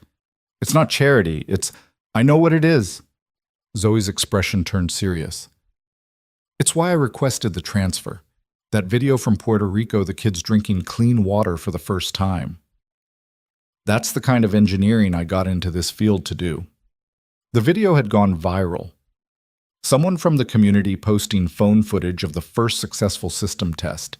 Ethan hadn't even known they were being filmed until Clara showed him the clip with 2 million views. In it, he looked exhausted and filthy, but his smile when the water ran clear was genuine enough to make strangers cry in comment sections worldwide. We have the Kenya project briefing in an hour, Zoe reminded him. 20 villages, drought conditions, contamination from industrial runoff. It's going to make Puerto Rico look easy. Ethan pulled up the satellite images on his monitor, studying the terrain. We'll need to modify the intake system for lower water levels. Maybe add a preliminary filtration stage for the industrial chemicals. Already on it. She produced a tablet with design modifications. I also reached out to a local NGO for partnership. They have people on the ground who know the communities. This was why he'd fought for Zoe to join the team. She didn't just solve engineering problems, she thought about the human element, the cultural considerations that could make or break a deployment. Clara arrived for the briefing with someone unexpected, a young man who looked like he'd stepped out of a college catalog, all pressed khakis and nervous energy. This is James Morrison, she announced, son of your almost employer. He just graduated from MIT with a degree in environmental engineering. He'll be joining your team. Ethan shook the young man's hand, noting the calluses that suggested he wasn't just a theory guy. Your father spoke highly of you. He spoke highly of you too, Mr. Cole. Said you were the one who got away. James grinned. He also said if I was smart, I'd learn everything I could from you. The Kenya briefing was sobering. The water situation was critical, with children walking 6 miles daily to fetch contaminated water that was slowly killing them. The industrial runoff had created a toxic cocktail that standard filtration couldn't handle. We need a 2-stage system, Ethan said, sketching on the whiteboard. Chemical precipitation first, then our standard filtration. That doubles the cost per unit, Clara pointed out. Then we find the money. These kids are dying, Clara. She nodded, already making notes. I'll talk to the board. Maybe structure it as a research opportunity, developing new filtration technology we can eventually commercialize. Whatever story you need to tell, Ethan said. Just get us the funding. That evening, Sophie's art class was having a parent showcase. Ethan barely made it sliding into the gymnasium as Sophie was explaining her painting to a small group of parents. It was a watercolor of a man in glasses standing next to a blue river with children playing in the clean water. The technical accuracy of the filtration system drawn in the corner made him smile. Only his daughter would include engineering specifications in her art. That's my daddy, she told the group proudly. He makes dirty water clean so kids don't get sick. One of the mothers, someone Ethan recognized from pickup but had never spoken to, approached him afterward. Is that true? What Sophie said about the water. It's a simplified version, but yes. I saw the video from Puerto Rico. My company would like to discuss a partnership. We manufacture medical supplies, seems like our missions might align. She handed him a business card. Andrea Patterson, CEO of Med Supply International. Ethan pocketed it, his mind already racing with possibilities. At home, while Sophie did homework, he called Clara about the potential partnership. Andrea Patterson is tough but fair, Clara said. If she's interested, it's worth pursuing. Medical supplies would complement our water systems perfectly. I'm an engineer, not a businessman. You're whatever these communities need you to be. That's what leadership means, Ethan. The next morning brought unexpected news. The Puerto Rico systems were functioning perfectly, but the local government wanted to expand the program. They were offering partial funding for 100 more units if Caldwell could deliver within 3 months. That's impossible, James said at the emergency meeting. We don't have the manufacturing capacity. Then we find it, Ethan replied, pulling up his contacts. Zoe reached out to those fabrication shops in Milwaukee. James, start modifying the design for faster assembly. We'll need to simplify without sacrificing effectiveness. What about quality control, Clara asked. I'll personally inspect every 10th unit. We can't afford failures, not when people are depending on us. The next weeks blurred into a marathon of 18-hour days. Ethan divided his time between the Chicago lab, the Milwaukee fabrication shops, and video calls with the Kenya NGO. Sophie started doing her homework in his office after school, understanding, without being told that this was temporary, that Daddy was doing something important. You look tired, she observed one evening, glancing up from her math worksheet. Just a little busy baby. Ms. Patterson came to school today. Ethan looked up from his laptop. Andrea Patterson. Why? Career Day. She talked about helping people with medical supplies. She said she knew you, that you were a hero. I'm not a... I know, Daddy. You're just an engineer. Sophie smiled. But maybe you can be both. The partnership with MedSupply International came together faster than expected. Andrea was as sharp as Clara had warned, but she was also genuinely committed to the mission. Within a week, they had a framework for coordinated deployments, clean water and medical supplies delivered together. This changes everything, Clara said, reviewing the agreement. We can offer complete humanitarian packages, water, medical supplies, eventually maybe even educational resources. One step at a time, Ethan cautioned. We still have to deliver on Puerto Rico and Kenya. The manufacturing push was relentless. Ethan found himself sleeping in the Milwaukee facility, catching 3 hours on a cot in the break room between quality inspections. Zoe and James rotated shifts, ensuring someone was always monitoring production. On a particularly brutal Thursday, when they discovered a flaw in 50 units that required complete rebuilds, Harrison appeared unexpectedly. Came to gloat, Ethan asked, too tired for politeness. Came to help. Harrison set down a bag of sandwiches and coffee. I may think your humanitarian division is professionally risky, but I'm not an ass. Well, not completely. Tell me what needs doing. With Harrison's help, they salvaged the flawed units, his perfectionist attention to detail, catching problems before they became disasters. By dawn, they were back on schedule. Why? Ethan asked as they shared the last coffee. Because you were right, Harrison admitted. In the presentation to the board, about looking at grandchildren and knowing you helped. I don't have grandchildren yet, but someday, I'd like to tell them I was part of this. The Puerto Rico shipment left on schedule 100 units packed into shipping containers that looked impossibly small for the hope they carried. Ethan watched the trucks leave, exhaustion and pride warring in his chest. You did it, Clara said, appearing beside him. We did it. No, Ethan, this was you. Your determination, your standards, your refusal to compromise on quality. The team followed your lead. His phone rang before he could respond. Dr. Santos calling from Puerto Rico. Ethan, we have a problem. His stomach dropped. The units... No, they're perfect. But we have a situation. There's a community in the mountains completely cut off by mudslides. They've been without clean water for 3 weeks. Children are dying. Can you come... He looked at Clara, who was already pulling up flight schedules on her phone. We can be there tomorrow. Ethan, it's dangerous. The military won't even fly there. We'd have to go in by helicopter, and even that's risky. I'll be there. That night, he sat with Sophie, explaining why he had to leave again.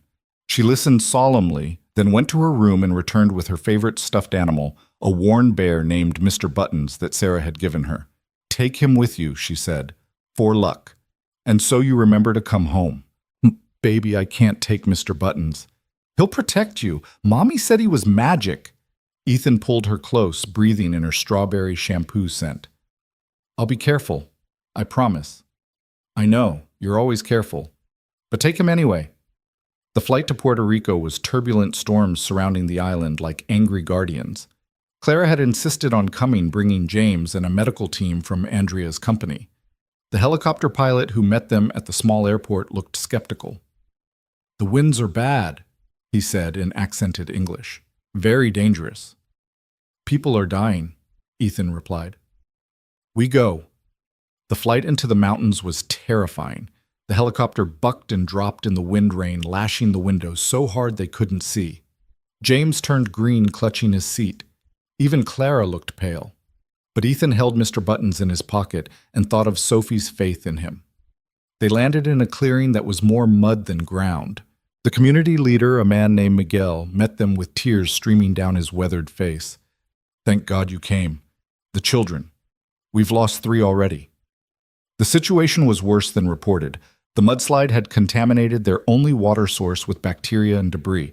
People were drinking it anyway, desperate enough to risk the illness that followed. "We need to set up immediately," Ethan said, unloading equipment in the rain. "James, find the cleanest source point. Clara, coordinate with the medical team. We need to treat the sick while we get the water running." They worked through the night rain, turning the ground into a swamp that tried to swallow their equipment. The system fought them, connections failing in the moisture, the generator struggling in the thin mountain air. But by dawn, they had it running. The first clean water flowed as the sun broke through the clouds, and the sound the community made part sob, part celebration would haunt Ethan forever. Children lined up with containers supervised by the medical team, who ensured the sickest drank first. A little girl, maybe 4 years old, approached Ethan with a cup of the clean water. She said something in Spanish, and Miguel translated. "She says thank you for bringing the rain machine. She wants to share her water with you." Ethan knelt in the mud, accepting the cup with hands that shook. The water was perfectly clear, cold, safe. He took a sip, then handed it back to her. "Tell her it's her water. She should drink it all." The girl smiled, a brilliant expression that cut through exhaustion and fear and the weight of responsibility. This was why they did it. Not for recognition or profit, but for that smile, for the chance to give children the childhood they deserved. They stayed 3 more days, ensuring the system was stable and training locals on maintenance. The medical team treated dozens of patients, many who would have died without intervention. When the helicopter finally lifted them out, the entire community gathered to wave goodbye their faces. No longer desperate, but hopeful. On the flight home, Clara worked on her laptop documenting the deployment for the board. James slept exhausted from his first field experience. But Ethan held Mr. Buttons and stared out the window, thinking about all the communities still waiting, still dying for want of something as basic as clean water. "You're thinking about the next one," Clara said, not looking up from her screen. "Kenya. The situation there is even worse. We'll help them too, all of them eventually. It's not enough. We're moving too slow." Clara closed her laptop, studying him. "You can't save everyone, Ethan. But I have to try." "Yes," she said softly. "You do. It's what makes you who you are. Just don't lose yourself in the saving. Sophie needs her father, not just a hero who visits between deployments." Chicago looked impossibly clean and organized after the mountains of Puerto Rico. Sophie was waiting at the airport again, this time with a sign she'd made, "Welcome home, water hero." She crashed into his arms and he held her like she was the only thing keeping him anchored to the earth. "Did Mr. Buttons help?" she asked. "He was perfect, kept me safe the whole time." That evening, as Sophie showed him the perfect score on her science test and the new books she'd gotten from the library, Ethan felt the weight of his double life. In one world, he was daddy helping with homework and reading bedtime stories. In another, he was the water engineer making impossible decisions about which communities to help first. "You're sad," Sophie observed as he tucked her in. "Not sad, just thinking. About the kids who need help." "Yeah." She sat up, her expression serious beyond her years. "Mommy used to say that we can't help everyone, but everyone can help someone. Maybe if you teach other people to do what you do, more kids can get clean water." Ethan stared at his 7-year-old daughter, wondering when she'd become so wise. That's actually brilliant, baby." "I know," she said matter-of-factly. "I'm very smart. You said so." The next morning, he presented Sophie's idea to Clara and the team, a training program teaching local engineers in affected regions to build and maintain simplified versions of their systems. "It's scalable, Sus," Zoe said excitedly. "We could exponentially increase our reach." "We'd need educational materials translated into multiple languages," James added. "And partnerships with local universities," Clara mused. "But it could work." "Ethan, we start with Kenya. Build a training center alongside the water deployment. Create a model we can replicate." "That's a massive undertaking." "So is pulling you from a burning car. Sometimes the impossible is just what needs doing. Clara smiled, that rare expression that transformed her face. When did you become philosophical? When my 7-year-old started out thinking my entire engineering team. The Kenya deployment was scheduled for 6 weeks out, giving them time to develop the training program. Ethan threw himself into creating simple visual guides that could transcend language barriers. Sophie helped drawing pictures to illustrate concepts her childish art, somehow perfect for conveying complex ideas simply. One evening, Andrea Patterson visited their apartment ostensibly to discuss the medical supply coordination, but really to see the man behind the reputation in his natural environment. "This is where the magic happens," she asked, looking at their modest living room covered in drawings and technical specifications. "This is where the ideas start," Ethan corrected. "The magic happens when communities get clean water." Andrea watched Sophie carefully coloring a diagram about bacterial filtration, her concentration absolute. "She's remarkable. She gets it from her mother. I think she gets more from you than you realize." Andrea pulled out a folder. "I have a proposition. Med Supply wants to fund 10 full scholarships for your training program. Cover travel materials, everything for local engineers." "Why?" "Because water and health are inseparable. Because your success is our success. And because," she paused, "because my daughter is Sophie's age. I look at her and think about children who aren't as lucky. This is how I help." The partnership deepened, Andrea becoming a regular presence at planning meetings. She and Clara developed an unexpected friendship, two powerful women who understood the burden of leadership. Sophie adopted Andrea as an unofficial aunt, someone who brought her science books and listened to her elaborate theories about everything. 2 weeks before Kenya, Ethan's past life intersected unexpectedly with his present. He was leaving Caldwell Tower when Marcus Thompson, his old supervisor from the janitorial company, appeared. "Ethan, Jesus, is that really you?" Marcus looked older, grayer, his bulk reduced by what looked like illness or hard times. Ethan felt a complicated mix of emotions: resentment for the years of dismissive treatment, pity for the man's obvious decline, and an unexpected gratitude. Without those nights pushing a mop, he might never have saved Clara, never found this path. "Hello, Marcus. I heard someone said you worked here now, as an engineer, technical director of humanitarian services." Marcus's laugh was bitter. "From janitor to director, guess you were slumming it with us." "I was surviving. There's a difference." "Yeah, well, some of us are still just surviving." Marcus started to walk away, then turned back. "That night when you fixed the prototype, I knew it was you. Saw it on the security footage before they did. Could have reported you fired. Why didn't you?" "Because I saw something in your eyes when you looked at those machines. Same thing I used to see in the mirror before life beat it out of me. Hunger. Not for money or position, but to be more than what the world decided you were." He shrugged. "Figured you deserved a chance to feed that hunger." "Marcus, I don't need your pity or your success story. Just do good with it, yeah. Some of us never get out of the basement. Make it count for those who do." He walked away before Ethan could respond, disappearing into the evening crowd. Ethan stood there for a long moment thinking about paths taken, and not taken, about the thin line between pushing a mop and changing the world. That night, he found Clara still in her office, the city lights creating a constellation around her silhouette. "Working late again?" he asked. "Finalizing the Kenya logistics. We have a problem. The local government wants to tax our equipment as commercial imports. It'll eat 30% of our budget. Then we go around them, ship to the NGO, directly classify it as educational materials for the training program." Clara raised an eyebrow. "That's borderline illegal. That's creative problem solving. Those kids need water more than the government needs tax revenue." "When did you become ruthless?" "When I realized being nice doesn't always save lives." She turned to face him fully, something unreadable in her expression. "You've changed since that day on the highway."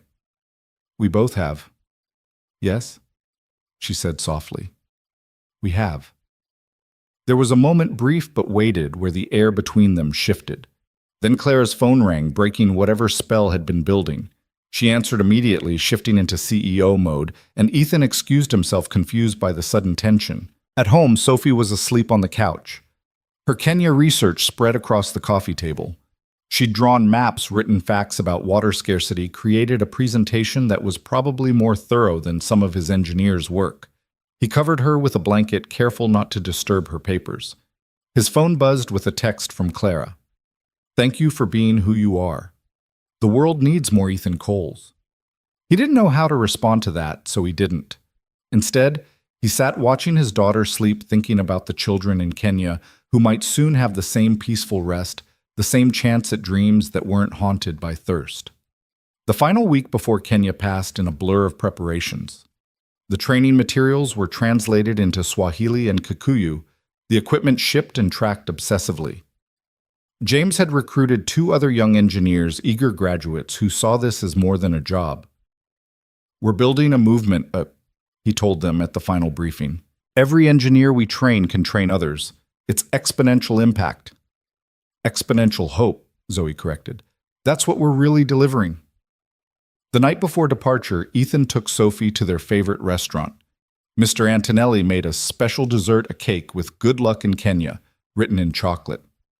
"How long this time?" Sophie asked, picking at her pasta. 2 weeks, maybe 3. "Will it be dangerous?" He wanted to lie to promise absolute safety, but Sophie deserved truth. "A little, but I'll be careful and I'll have a good team with me. Take Mr. Buttons again. Baby, you need him here." "I have you most of the time. Those kids have nobody. Mr. Buttons should help them too." How did a 7-year-old understand sacrifice better than most adults? Ethan reached across the table, taking her small hand in his. "Your mom would be so proud of who you're becoming. She's proud of you too, Daddy. I know it." That night after Sophie was asleep, Ethan stood on his balcony looking at the stars barely visible through Chicago's light pollution. Somewhere on the other side of the world, children were looking at the same stars, hoping for salvation that might come in the form of an engineer from Chicago who'd once thought his life was over. His phone rang. Clara again. "Can't sleep?" she asked. "Thinking about tomorrow." "It's going to work, Ethan. The training program, the deployment, all of it. How can you be so sure? Because you don't know how to fail when it matters. It's your superpower." If you say just an engineer one more time, I'm cutting your salary," she interrupted, but he could hear the smile in her voice. "You're exactly who you're supposed to be, Ethan Cole. Stop doubting it." After they hung up, Ethan went inside and pulled out his notebook. Not the expensive one Clara had given him, but his old one filled with ideas from his janitor days. On a blank page, he wrote, "For Sophie and Sarah, for every child who deserves clean water, for every parent who wants to give their children better, for the man I used to be and the one I'm becoming, this is why we do it." Tomorrow, he would fly to Kenya. He would train engineers, install systems, save lives. But tonight, he was just a father in Chicago, holding his daughter's stuffed bear, preparing to change a small piece of the world. The weight of it should have been crushing. Instead, it felt like wings. The Nairobi airport hit them with a wall of heat that made Chicago's worst summer day feel like spring. Ethan stood on the tarmac watching the equipment being unloaded, Mr. Buttons tucked safely in his backpack. Clara was already on her phone coordinating with the local NGO, while James and the 2 new engineers, Sarah Kim and David Okonkwo, looked around with the wide eyes of people experiencing Africa for the first time. "It's different than I expected," Sarah Kim said, and Ethan understood. The airport was modern, bustling with business travelers and tourists, nothing like the poverty-stricken images that dominated American media. "Kenya's complicated," David replied. He'd been born here, moved to America at 12, and this was his first time back. Beautiful and broken, modern and ancient all at once. Their convoy traveled north from Nairobi, the landscape changing from urban sprawl to rural villages over the course of 4 hours. The roads deteriorated with each mile until they were bouncing over dirt tracks that seemed determined to shake their teeth loose.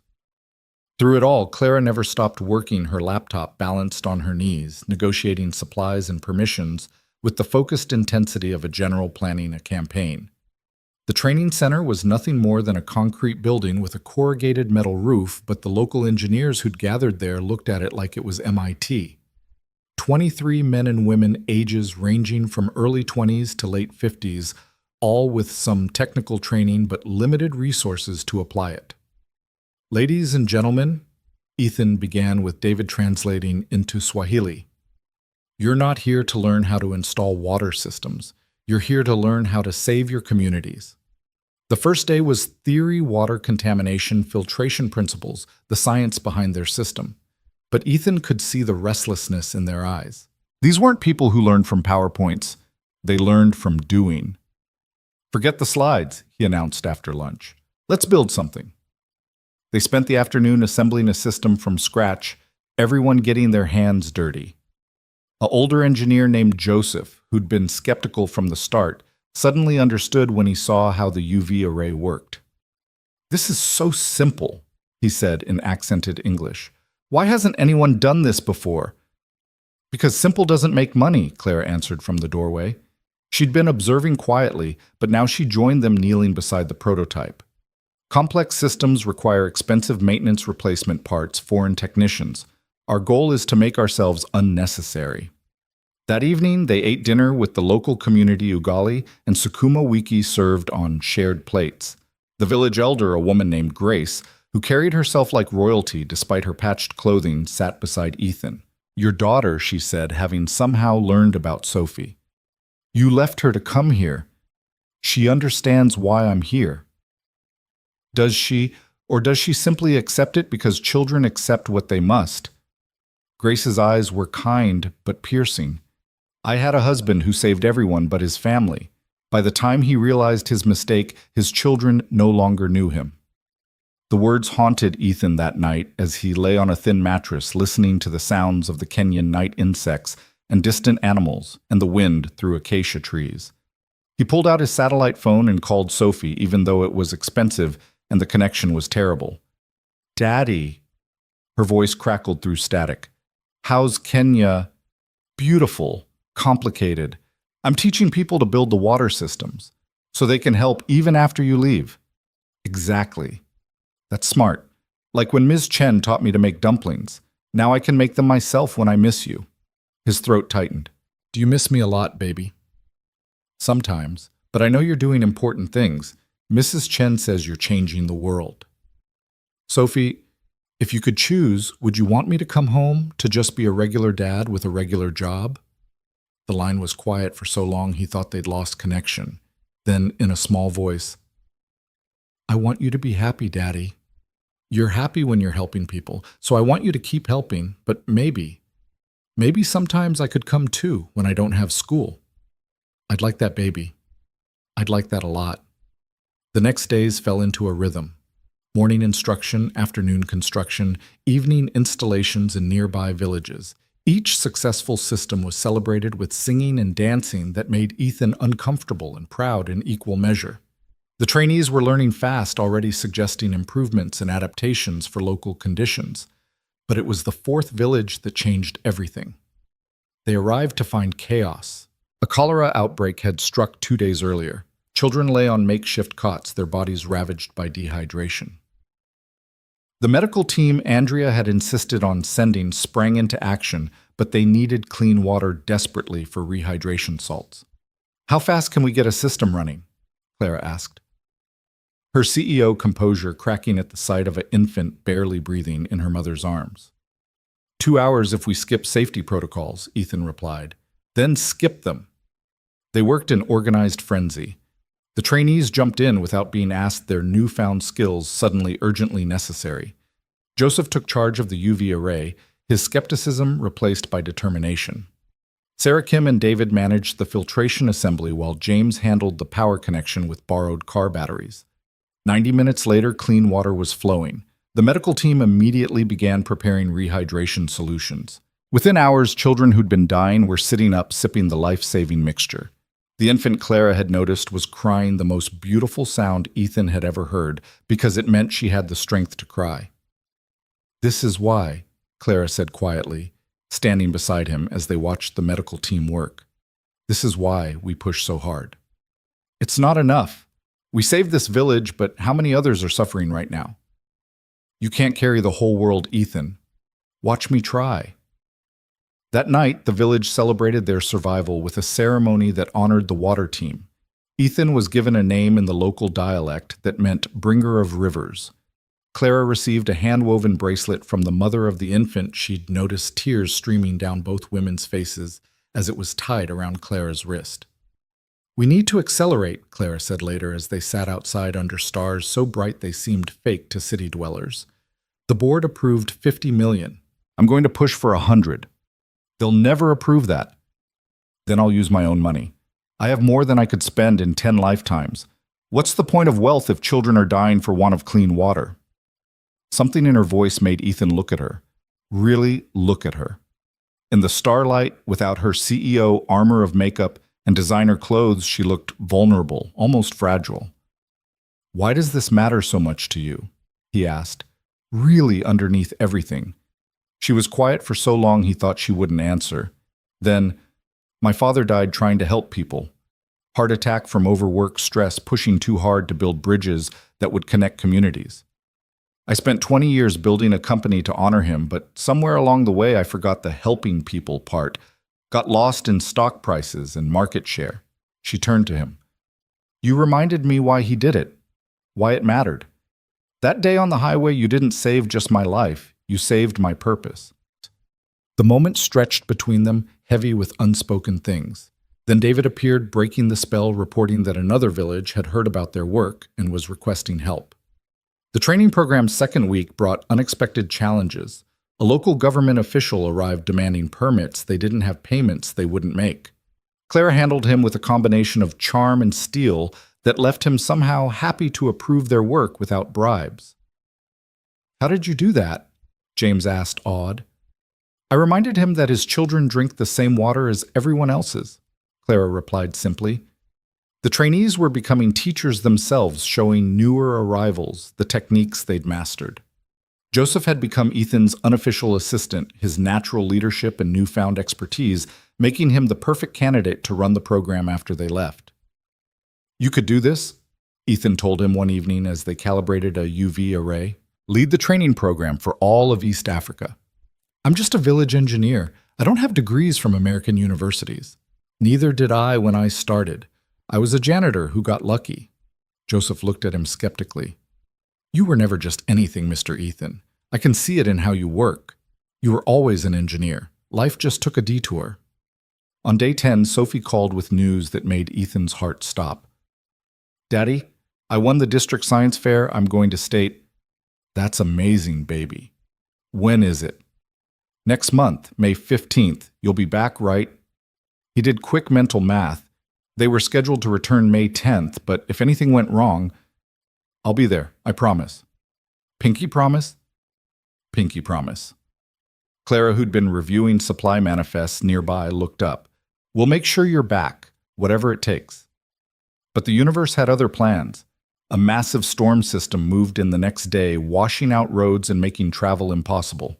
They were trapped in the village with limited supplies and 3 more communities desperately waiting for installations. "We could try the northern route," David suggested, studying weather-stained maps. "That's controlled by militants," Joseph said quietly. "Very dangerous for foreigners." "How dangerous?" Ethan asked. "They might let you pass for a fee, or they might take you hostage. Or worse," Clara stood up decisively. "We're not risking it. The communities will have to wait until the road's clear." "Children are dying," Ethan protested, "and you have a child who needs her father alive." Her tone brooked no argument. "We wait." The forced delay turned into an unexpected opportunity. With nowhere to go, the training became intensive, almost intimate. Ethan worked with each trainee individually, understanding their strengths and challenges. Sarah Kim developed a pictographic instruction manual that transcended language barriers. James created a troubleshooting guide based on every problem they'd encountered. On the 3rd night of the storm, the village's existing well failed. Contaminated runoff had overwhelmed it, leaving 300 people without any water source. Their emergency supplies wouldn't last 24 hours.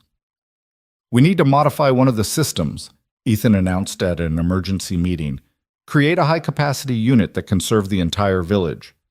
"That's never been done," James said. "The flow rates." "Then we innovate. That's what engineers do."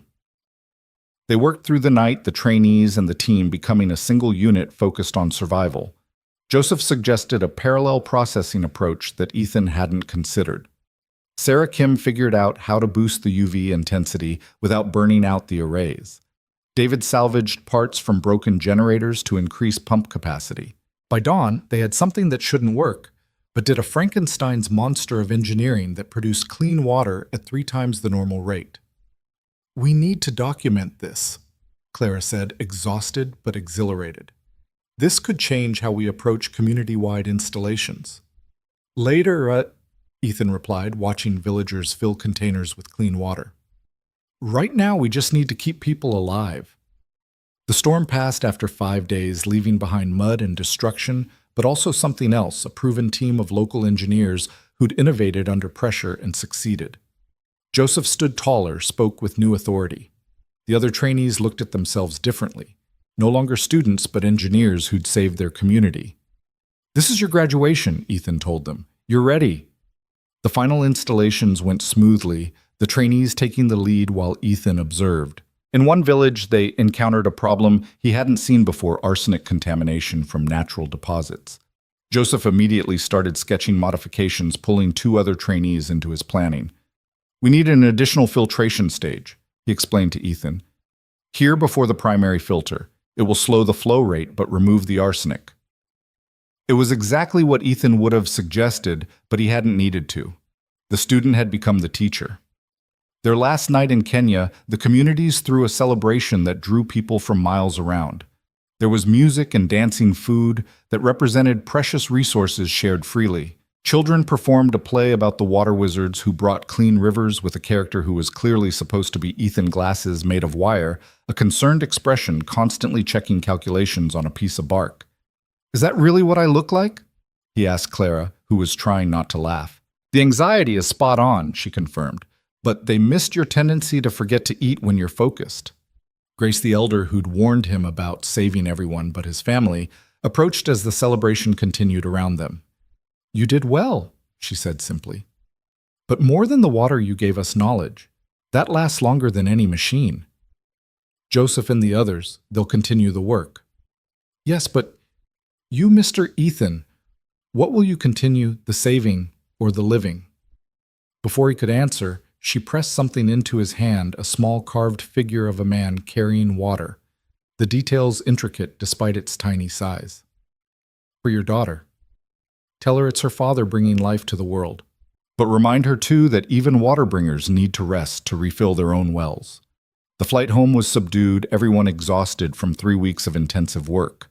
Clara worked on her laptop, preparing the board presentation that would request doubled funding.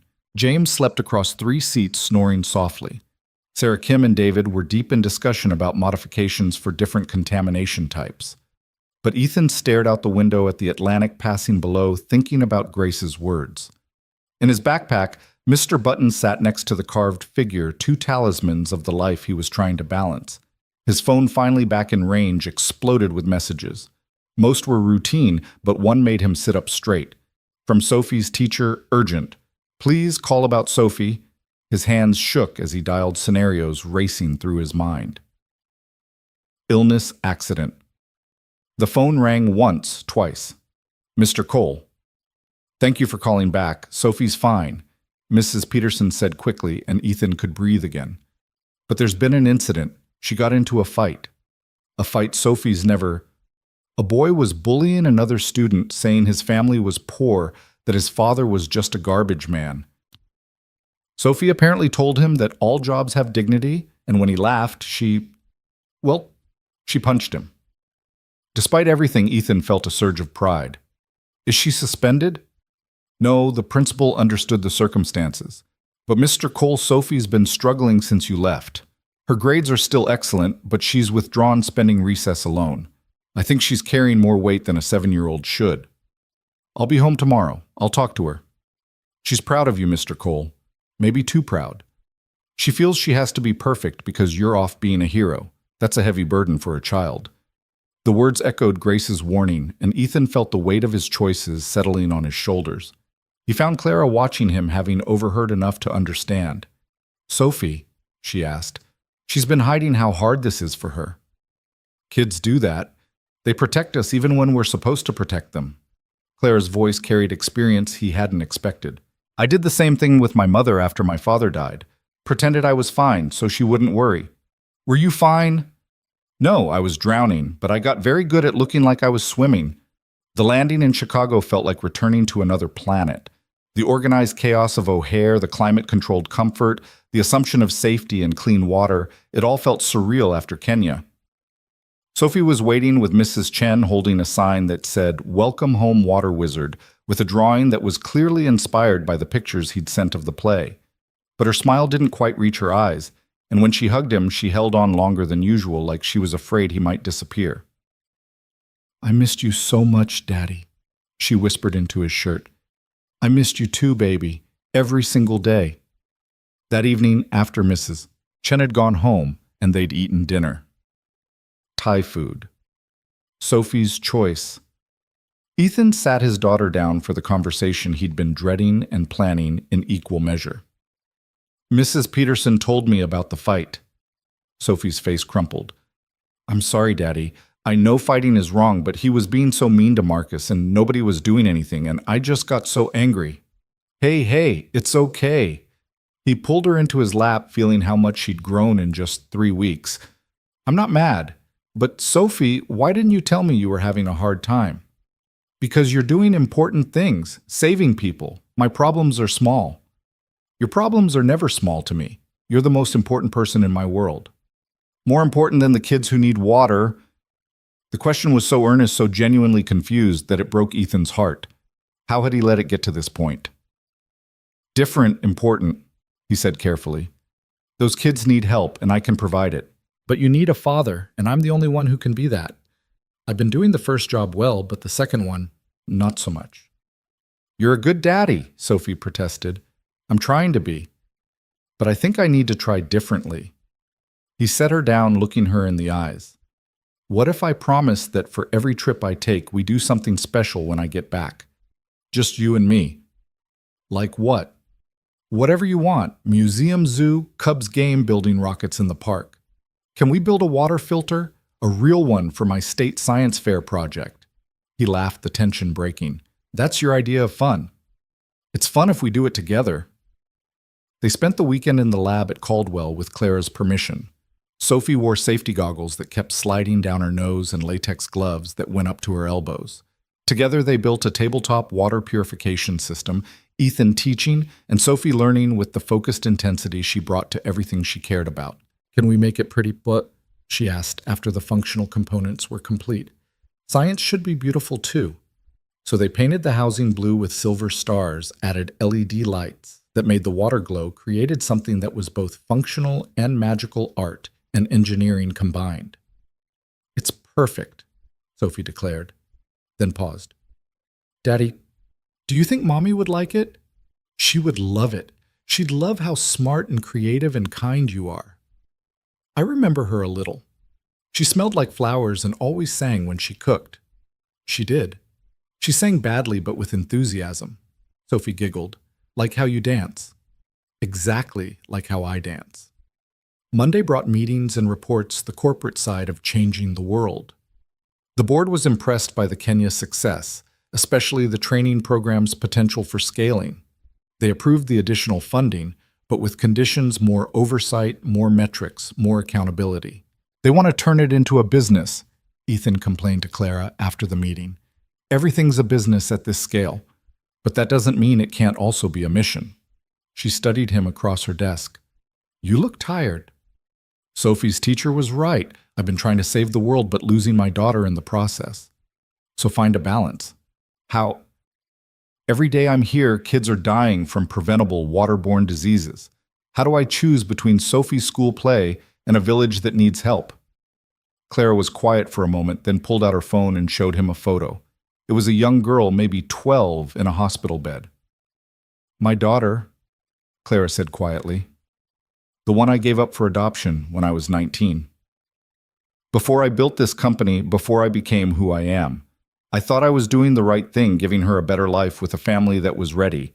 But I think about her every day. Wonder if she needed me specifically, not just any mother." Ethan stared at the photo, this revelation reshaping his understanding of Clara completely. "Does she know about you?" No, the adoption was closed, but I keep tabs, make sure she's okay. She's brilliant, wants to be a doctor, has a good family who loves her, but sometimes I wonder if I chose saving myself over raising her, and which decision would have led to more good in the world. Clara, my point is there's no perfect answer, but Sophie is here now needing you. The villages will still need help next month next year, but Sophie won't be 7 forever. Don't miss it. That afternoon, Ethan met with Joseph via video call. The Kenyan engineer was at a new village teaching another group of locals the water system installation. "How's it going?" Ethan asked. "Very well. We've installed 3 more systems since you left. The modified design for arsenic contamination is working perfectly. Any problems?" "Only good ones. More villages requesting help than we can handle immediately, but we're training more engineers. The knowledge is spreading." This was what Sophie had understood: teach others, multiply the impact. Ethan didn't have to personally save everyone if he could enable others to save their own communities. "Joseph, I want to offer you something. Official position as East Africa Training Director. Salary Resources Authority to expand the program." Joseph's eyes widened. "You trust me with this?" "I trust you to do it better than I could. You understand the local needs, the culture, the challenges I can only guess at." "Then yes. Yes, absolutely." After the call, Ethan found Zoe in the lab working on improvements to the UV array efficiency. "I need your help," he said. "I need to restructure how we work. More delegation, more remote management. I can't keep leaving Sophie for weeks at a time." "About time you figured that out," Zoe replied without looking up. "I've already drafted a proposal. Regional directors for each area with you overseen remotely and visiting quarterly for quality control and training updates. You've been thinking about this.